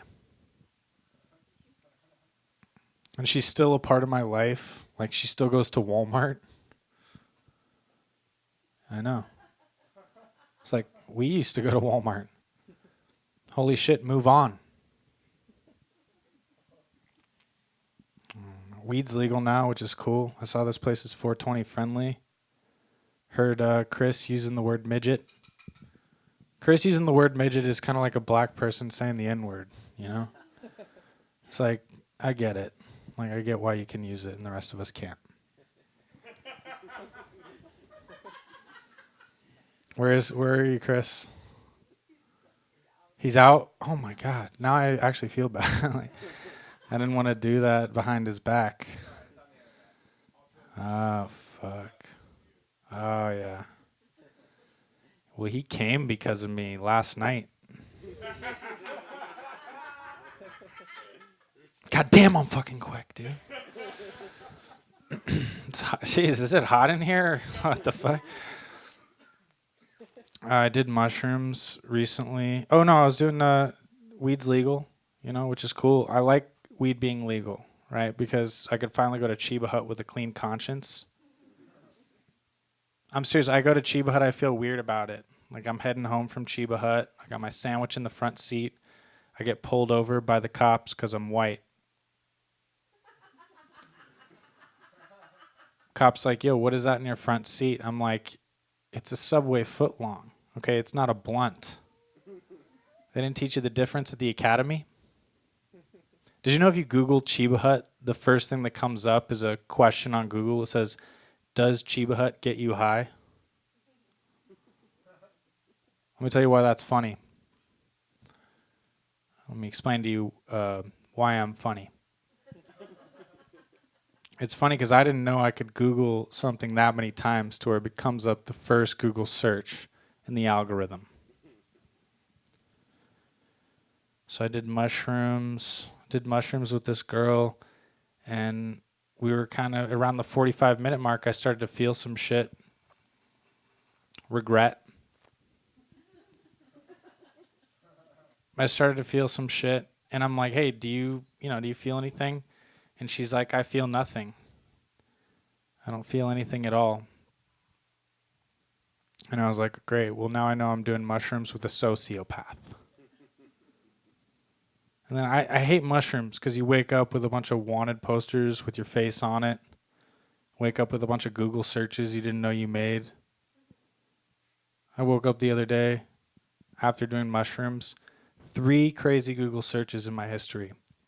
1, can you clone your ex-girlfriend? Self-explanatory. 2, does magic mushrooms ever last forever? And it does. I was high for 127 hours. The whole movie.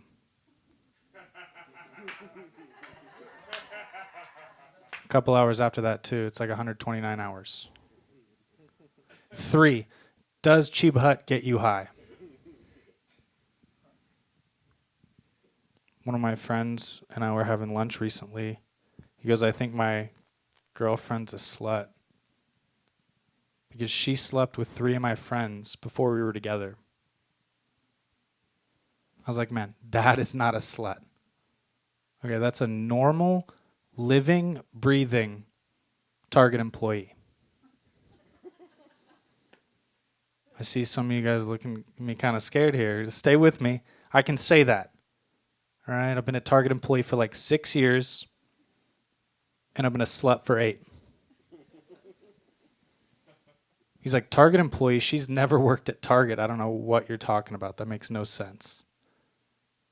I was like, "I'm just saying shit to try to distract you from the fact that I am one of the 3 guys at the beginning of this joke that had sex with her. I tried. I'm not very good with women. And I see some of you guys are like, what? That's crazy. I'm not very good with women. I tried hitting on 3 women before this. My friend's like, yo, hit on 3 women. There's no way all 3 of them are going to reject you. Guess how many of the 3 rejected me? Fucking 5. 2 girls rejected me unprovoked. The crazy thing is we were at a strip club. 2 of the girls I asked dances for were like, you're just not my type. And I'm like, I don't think you know how this works. Can I speak to the manager, please? My friend saw my stand-up finally, and he's like, I don't know why you play this character on stage. You know, you're fine talking to women. You play this loser reject. He's like, what about that girl you dated for years? I was like, man, that is not a girl. That's a normal, living, breathing slut.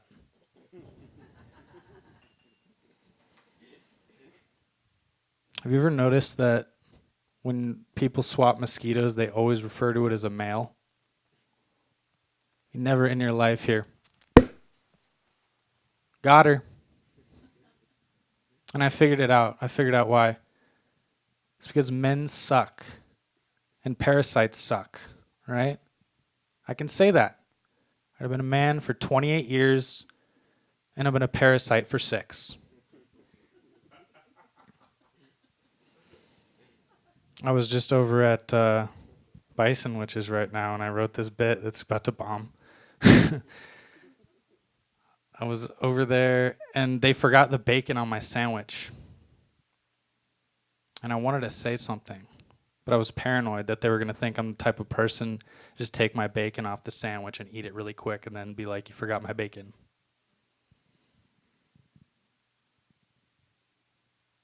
So I did the only logical thing I could do. I turned raw vegan. I know my audience, right? What's your name, sweetie? Okay, can I just say, when you say sweetie to a girl that you don't know, you have to say it in a really feminine voice or else it's so creepy. Hey, did you hear the difference? How about this one? What's your name, sweetie? Like that, it just sounds so much less threatening. I got this idea for a dollar store. Everything in the store is $1, from big screen TVs to grains of rice. And I know what you're thinking, how is that financially going to work? The key is they have to buy everything from the store.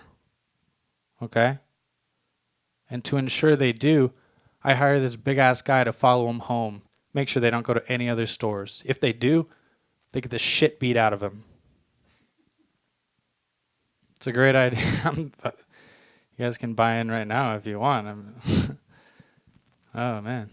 You guys don't like that? The fuck? I think women have it worse than men in every way, except for one, getting horny at pool parties. I get a boner at a pool party in 2007. You still hear about that shit to this day. I see a couple of you guys are like, oh, yo, that was you, Breakers, 2007? Starting to look familiar. What's going to happen if a girl gets wet at a pool party? Nothing traumatizing. It's not going to ruin their life for years. Local comedians aren't still going to be talking about it on stage. What's going to happen if a woman gets wet at a pool party? Nothing. They're just going to add volume to the pool. Pool maintenance guy shows up in a few days to fill the pool up to account for evaporation. He's like, damn, I don't even have to do my job. There must have been some attractive motherfuckers at this pool party. Yep. My friend told me he thought he was racist because we were watching The Nutty Professor with Eddie Murphy. You guys know this film?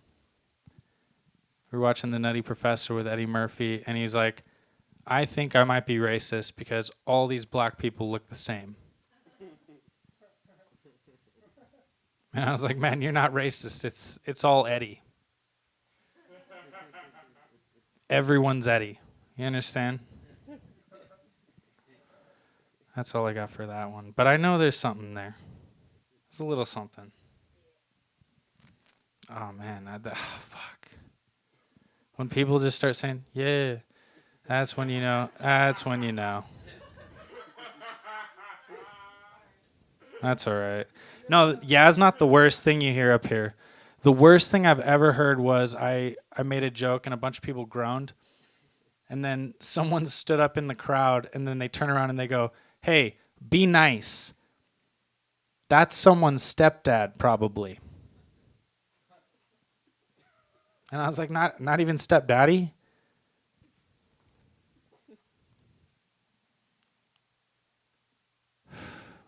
Man. Is it hot up here? Jesus. So, I really do think that women have it worse than men. You know, here's another way. Getting roadhead. Women don't know what it's like to get roadhead the same way a guy does. All right? You ever tried giving roadhead to a woman? It's impossible. You got to push your feet up. You guys heard that too, right? Okay, cool. Is that just unexplainable? It's a light? Okay, cool. Was that my light? Please, God, was that my light? No, just kidding, kinda. You gotta push her feet back. Her feet don't even reach the pedals, right? Now she's gonna veer off into traffic into some school bus full of elementary school children. Now she's facing vehicular manslaughter. You gotta smuggle a Twizzlers box full of drugs up in jail. You ever done that? It's pretty pleasurable. Now a male dick you could almost give head to by accident, right? To a trusted camp counselor on the way to a field trip in 2002. And then repress it to this day when you're on an open mic stage at Wave Lab.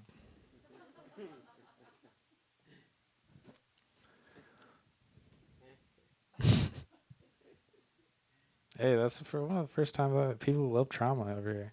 You guys are like, yo, tell a joke or don't. I got my baby in the car in the parking lot right out there. She needs water. I used to say that about dogs. People were like, that's fucked up. And then now I say it about babies, and people are like, child abuse?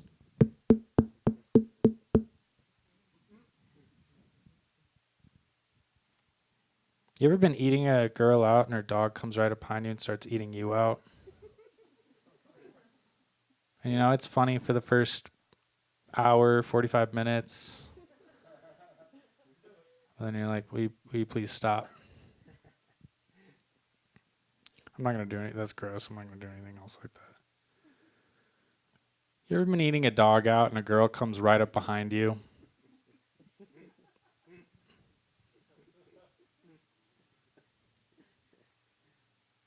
I got this friend. He makes everything about height. It's so fucking annoying. The other day I walked up to him and I was like, yo, my hamster had babies. He's like, must be nice to be 6 foot.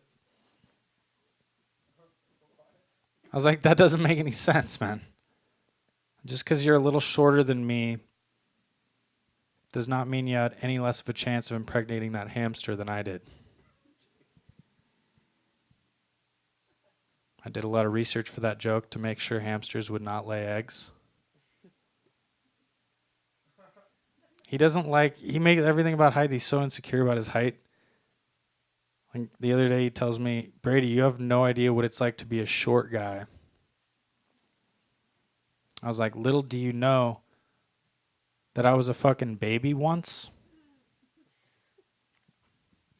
I got this best friend. She's a girl, and a lot of people are weird to you when your best friend's a girl and you're a guy. You know? They say things to me like, have you guys hooked up yet?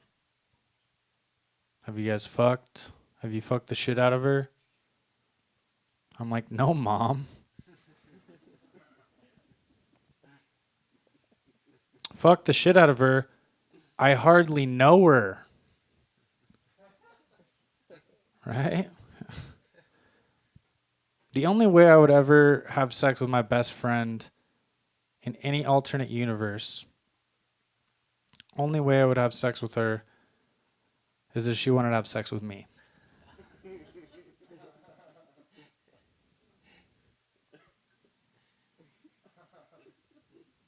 I was talking to a bunch of girls recently. They were all like, "Oh, you're a comic? Who's your favorite comedian?"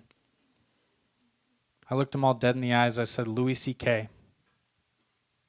And all these women look at me disgusted, right? Absolutely horrified. And I couldn't figure out why. I was start trying to defend myself. Look, he's my favorite comic.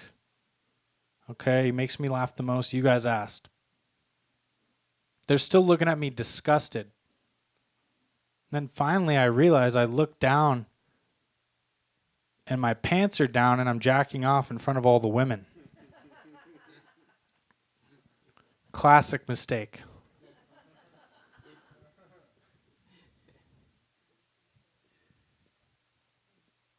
J.R.R. Tolkien. You guys know who that is? You guys know who J.K. Rowling is? J.K. Rowling is the Harry Potter novelist. She's been going on this Twitter rant. She goes, "Ooh, wizards and witches and goblins and ghouls and magic wands. But trans people, bullshit." I don't call people crazy too often. And I don't think I'm going to call her crazy tonight on stage. Oops. I think that if that was me and I was accused of transphobia like that, I would have done the J.R.R. Tolkien method. If you don't know what that is, the J.R.R. Tolkien method, when he was accused of racism later in his life, what he did was he died. I thought that was a really mature way to handle that. You can look this method up, okay? Tons of racists and transphobes have used this method. You got Colonel Sanders. You got Hitler, allegedly.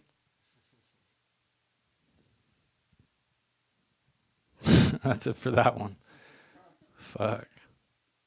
Jerry Seinfeld's another one. What a fucking creep, right? Dude dated a 17-year-old when he was 38. You guys know about that? And it's even creepier when you realize that before his show, Comedians in Cars Getting Coffee, he had another show that didn't make it to air called Comedians in Vans Offering Candy. I don't know what happened. You guys know what the Pope did before he was the Pope? He was a nightclub bouncer. Look it up. Let me tell you what that means. That means at least one person watching the indoctrination of the new Pope. I don't know if it's called indoctrination. Inauguration of the new Pope. They were watching the indoctrination of the new Pope on MTV2. He pulls up in his Pope mobile. Some guy's at home with his deeply religious parents, grandparents, and great-grandparents. Everybody's crying. He looks at that motherfucker coming out of the Pope mobile, and he goes, "Holy shit, I know this guy. This guy beat my ass right outside of a nightclub and took my fake ID right outside of Buenos Aires. That boot that he fucked me up with was coming right from God." I was going to get a job as a nightclub bouncer recently. My friend were like, "Yo, what are you going to do with that experience?" I was like, "Eventually I want to become the holiest man on earth." That's all I got. Thank you guys. Whew. Brady Evans. I wonder if he got his ride done at Pope My Ride.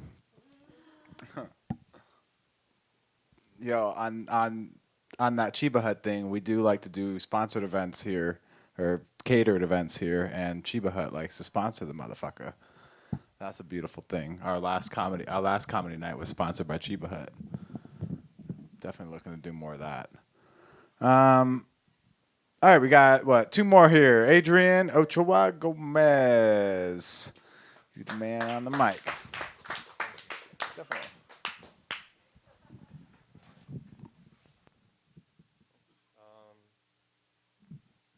Buenos dias. Thanks for staying, hanging out. Oh, I'm not ready. Hola. Uy, ay caramba. Muy cansado hoy, que no. Así un poquito, ¿verdad? I'm tired of talking Spanish and English, honestly. It's a little tough. But it's kind of crazy how, how much time passes by, how quickly. How those strands of gray hairs are turning into clumps. Taking your parents to the doctor's visit, The other day, I told my brothers, like, hey, if you get ready right now, I'll take you to Toys R Us.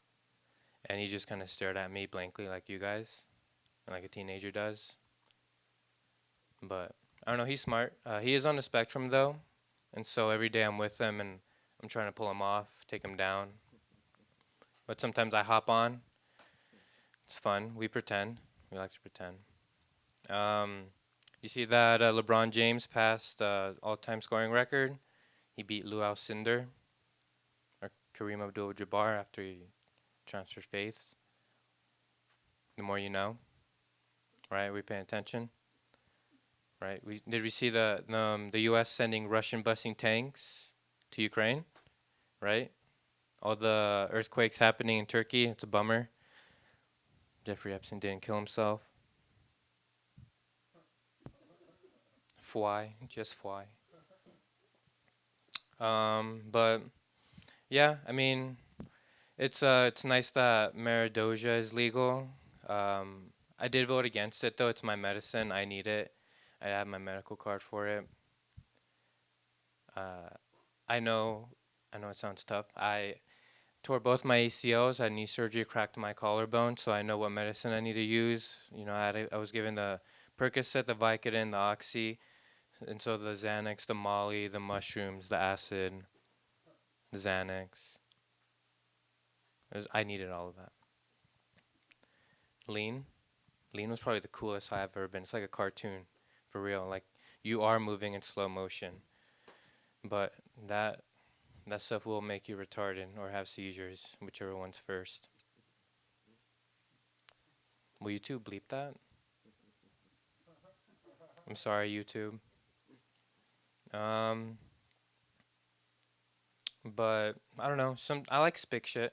I think that sometimes I'm a bad Mexican. My dad was a plumber for like a decade, and my buddy reminded me the other day, he's like, "You're terrible around the house. You don't know how to fix anything. You don't know how to glue, nail." What that fatter guy said that looks like me, chop wood. It'd be nice to have a man around the house for sure. But he got fired because of 9/11. We were talking about it. That's why.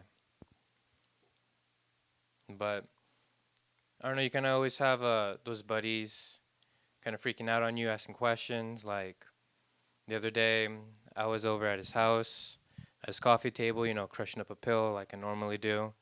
He walks out of the bathroom and he starts charging at me. He's like, "What are you doing, bro? Is that cocaine? You can't do cocaine in here. That's not okay." I'm like, "Oh no, it was Oxy." He's like, "Oh, okay," and then he helped me finish it. It's healthier than cocaine. That's what I know. But it's whatever's legal, if it makes it right or if it isn't. I know there's been a lot of laws passing by, a lot of things that people don't like going through in the world, and like I vote. Hope you guys vote. I was born in America, so you can't kick me out. My parents are from Mexico, so we can talk about them later. And I for sure wanted to, vote and just kind of be out there. Because, oh man, I'm losing my train of thought. And I was really trying to recover it. But it's kind of going away. It is past midnight, you know what I'm saying? Oh yeah, so voting. How extravagant. But people passing laws and saying what you can and can't do, because I don't care. Like if you're a human, woman, a guy, boy, a gray, Lizard. You can come over here and do it with me. You know, you can come and vape. Jewel. I still have Jewel pods. I have your mango, vanilla, cucumber. Those were almost okay. I couldn't get into it. I couldn't Jewel. I have trouble brushing my teeth, so I already have a hard time, you know, with my gag reflex, smoking, and all of that. But because when I try throwing up, I yell when I throw up. I get frightened. I get scared. And it's kind of a bummer because when you're getting pulled over and you don't have your med card, which I do have now, I'll prove it later, and you're getting pulled over and there's a cop right behind you and you're in your sister's shitty red car, and all you have to do is just unscrew the cart, throw the battery, and then... Do you guys eat it? You guys eat your cart? So that was just me? Yeah, the cop was coming and shining the light in me, and I was just kind of measuring it out, and and that thing was like 69% full too. And so he comes over, license and registration. He just looks at my license and says, oh, okay, your headlights aren't working right now. Do you see your dashboard? It's not on.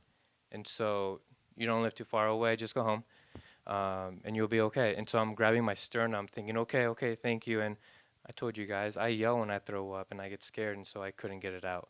My face looked like spotted dick, you know, it's just poofy, red. I'm not lying. And so the next day, I fall asleep, I go to work, and I'm still pretty not right. And so they send me home from work, and then I go to sleep again. And so I'm sitting on the toilet, I'm sitting on the toilet, I'm sitting on the toilet. And so I flush, pink, whoosh, and then it escaped. So no suppositories, don't eat anything you shouldn't. Because like I like to say, if I was with Bernie Grinders, we would have made it back home.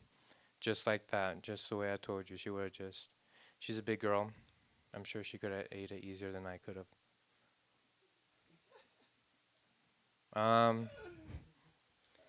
The other day, I asked my brother to bring me the fly swatter, and he came back with a cup and asked me where the fly was at. Fly swatter. When I was on a play day with my friend a couple years ago, not yesterday, he was closing the door and he was leaving, and as the door was shutting, he asked his mom, why do girls wear diapers for a week? And then I got the period talk later because I was laughing. We still haven't had the P and the V talk yet, so hopefully that's next.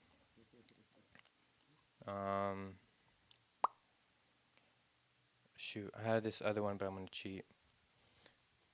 Thanks for hanging out. Thanks, YouTube. Is there a light? Brady is right. It is pretty hot up here. Yeesh. Oh, yeah. So I did get a haircut, and the other day somebody asked me if I shaved, and I just said, how did you notice? That one's okay. But Jesus, I haven't been this close to someone bombing since. See, I already fucked up that part too. Okay. So I was sitting front stage right now, and then, you know, someone was bombing, and I was just thinking I haven't been this close to someone bombing since it was me right now. Thank you. This drunk girl the other night told me that I had really nice hair and that I should reproduce, that it should be put on somebody else's hair, and that I should go do that right now, but not with her, and that I should leave and go do that. Told me a nice way to fuck off. Because the other year I was at work and I was cleaning a table and I had my hair down, and then this gentleman comes from behind and says, excuse me, ma'am, is this table ready? And so I turn around and say, oh, yeah. And then I don't know if it was because I was wearing Lululemons or it was the hair, but he starts backing off because the dude looks like a lady. And so he's blushing, and I said, it's okay, like, isn't it good to look like a girl from behind? I think so. I mean, I don't, I don't know. I like human females with normal wombs. And like I said, I should go reproduce or something. I don't know. So I am touring. I'm going to be in Tucson all week. I'm going to be in Tucson next week, maybe Phoenix later that week. And then Spoke-Compton the following week, for real, maybe. And so that'll be neat. See how doing comedy is on a different state, different venue, because you guys are great, all 6 of you. And I know that because I took statistics. I've been gambling. I think I have an issue. This is going to go on YouTube, huh? I better stop saying that.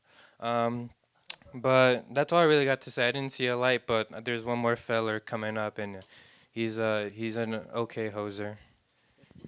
So thank you for your time. I like the dog. Thanks. Right on. Adrian Ochoa Gomez. Well, cool.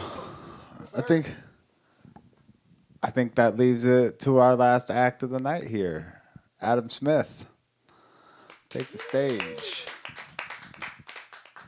Oh, we starting out with the piano.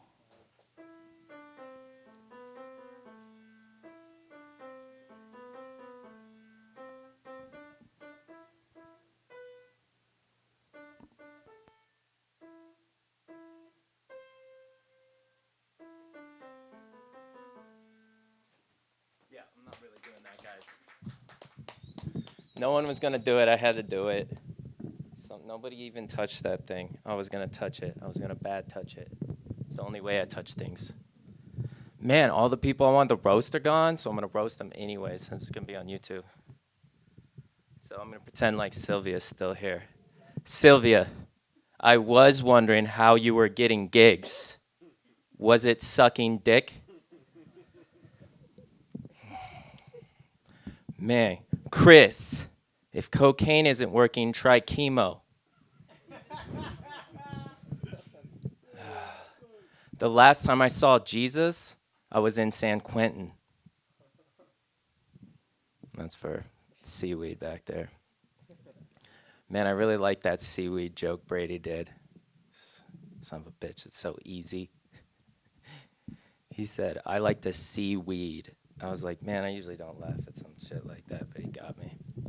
So you know, my DJ name is I'm DJ SeeWeed because I see weed and I smoke it. Okay, I figured it was already your thing, but he still Yeah, got me. fuck I was yeah, like, damn. That's what it is. He just went up there and said that, and I laughed. I'm going to go home and hang myself tonight. Oh, shit. So are there any dark people in here tonight? You know, like, do you guys like dark humor? What'd you think I was talking about? Holy shit. God, can't even say racism up here. YouTube's gonna block it. We're gonna get censored. I'm sorry, China. I mean YouTube.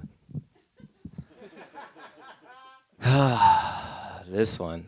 You might just have to cut this one off the end. I'm just gonna tell you right now. So that COVID-19 was a bunch of bullshit, huh? Anybody? Anybody? They were like, get the vaccine, get the vaccine. Bitch, I have HIV. Which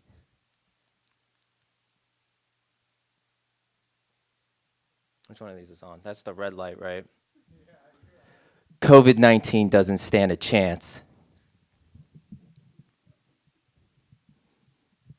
You guys like impersonations? Me neither. So I believe in equality. I don't care if you're a man or if you're a woman or whatever mental disorder you have. I think we all should be getting paid equally. If you are using your body to work, then you should be getting paid per workload. If you are using your mind to make money, then you should be getting paid even more. But if you are willing to have sex with your boss to rise up the corporate ladder, then by God, you deserve to get paid double. But there is one thing I'm not on equal ground about. One thing women should not be allowed to do. One thing besides voting, women should not be allowed to do. One thing besides voting and driving, women should not be allowed to do. And that is wear yoga pants. I don't give a shit. I'm just trying to work out in peace. Like, I can't afford weights at the house. You know, if I just took all the money that I gave to the gym, I could probably buy weights and be at the house. Come to think of it, guys shouldn't wear yoga pants either. I honestly believe we should ban yoga pants. Who's with me? Take it to the streets. We're gonna burn this motherfucker down, Pookie. Fucking yoga pants. Bane of my existence. Oh yeah, so I was doing impersonations. This is Arnold Schwarzenegger after his last booster.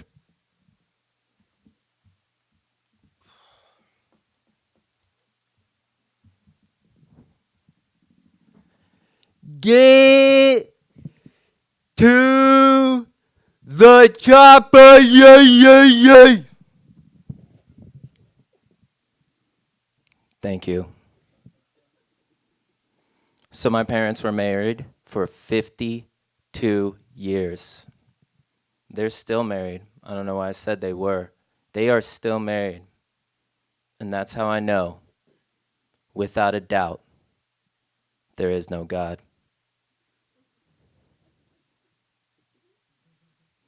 For my second impersonation, Jack Nicholson after his last booster.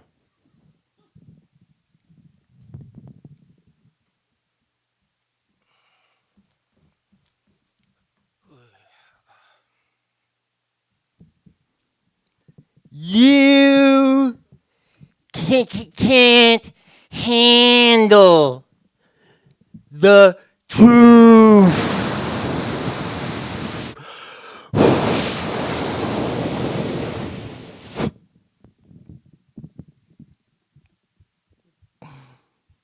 Thank you. Oh, man. Bob Saget fans? Are there any Bob Saget fans in here? All right. That's all right. This one's for Daddy. This is Bob Saget after his last booster.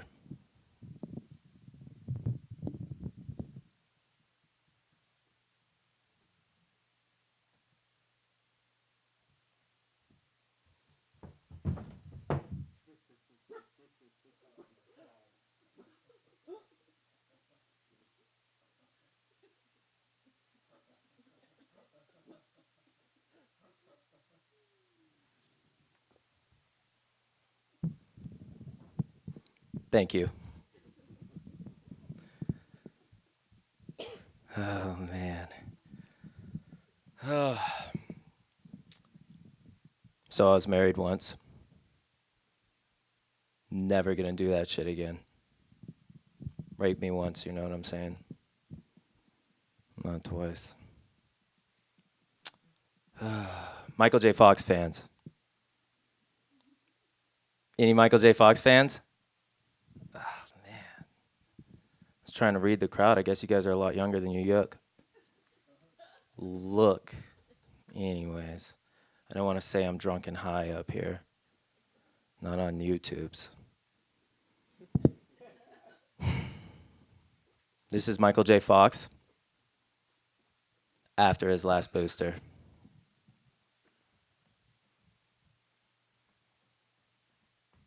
Doc, I'm cured. Holy shit!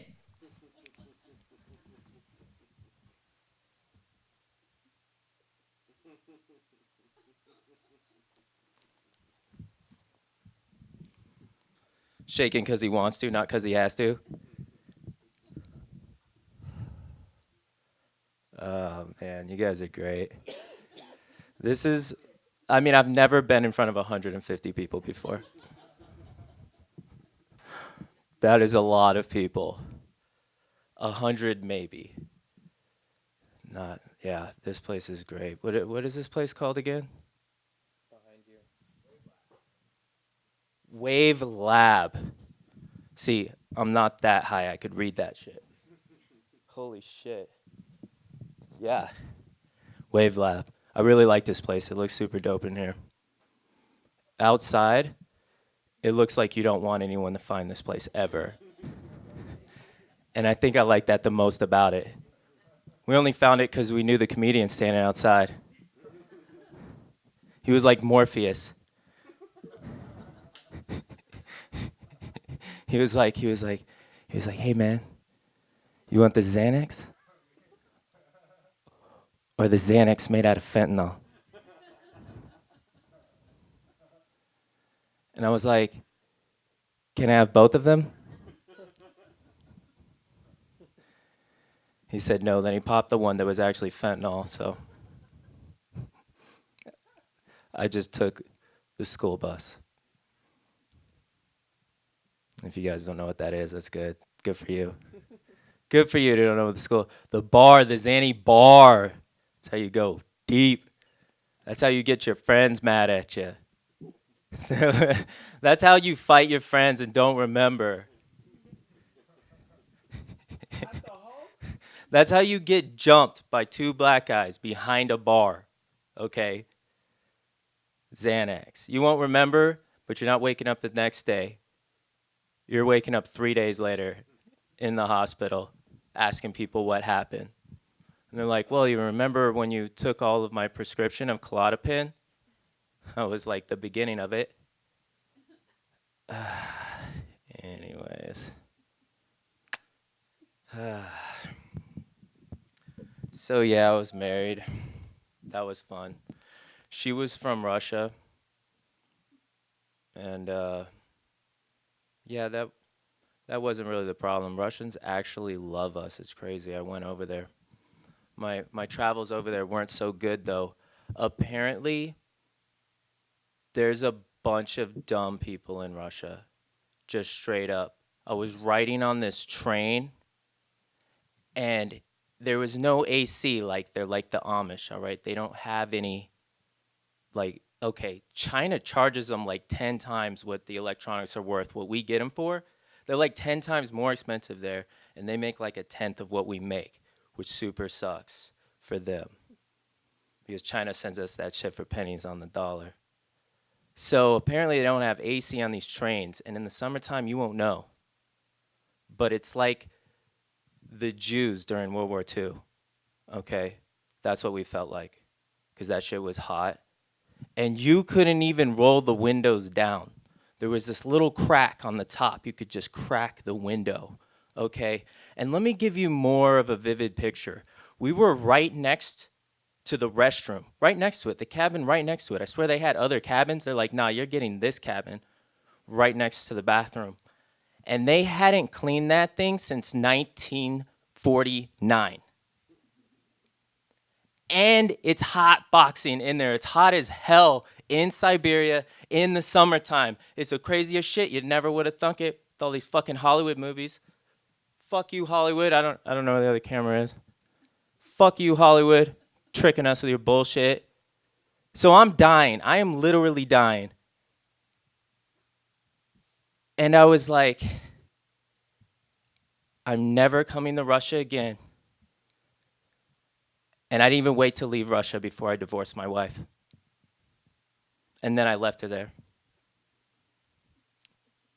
Anyways, I'm Adam Smith. Y'all have a good night. Right on. Well, lovely. In case you guys didn't hear it earlier, my name is DJ SeeWeed, because I see weed and I smoke it. We're hanging out here at the Wave Lab. Thank you guys. This was GiggleWave. We'll catch you guys next time. I'm going to go turn that thing off.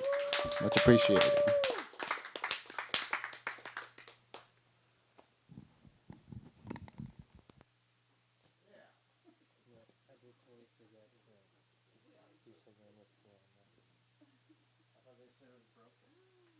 No, he said he thought he was gonna break it.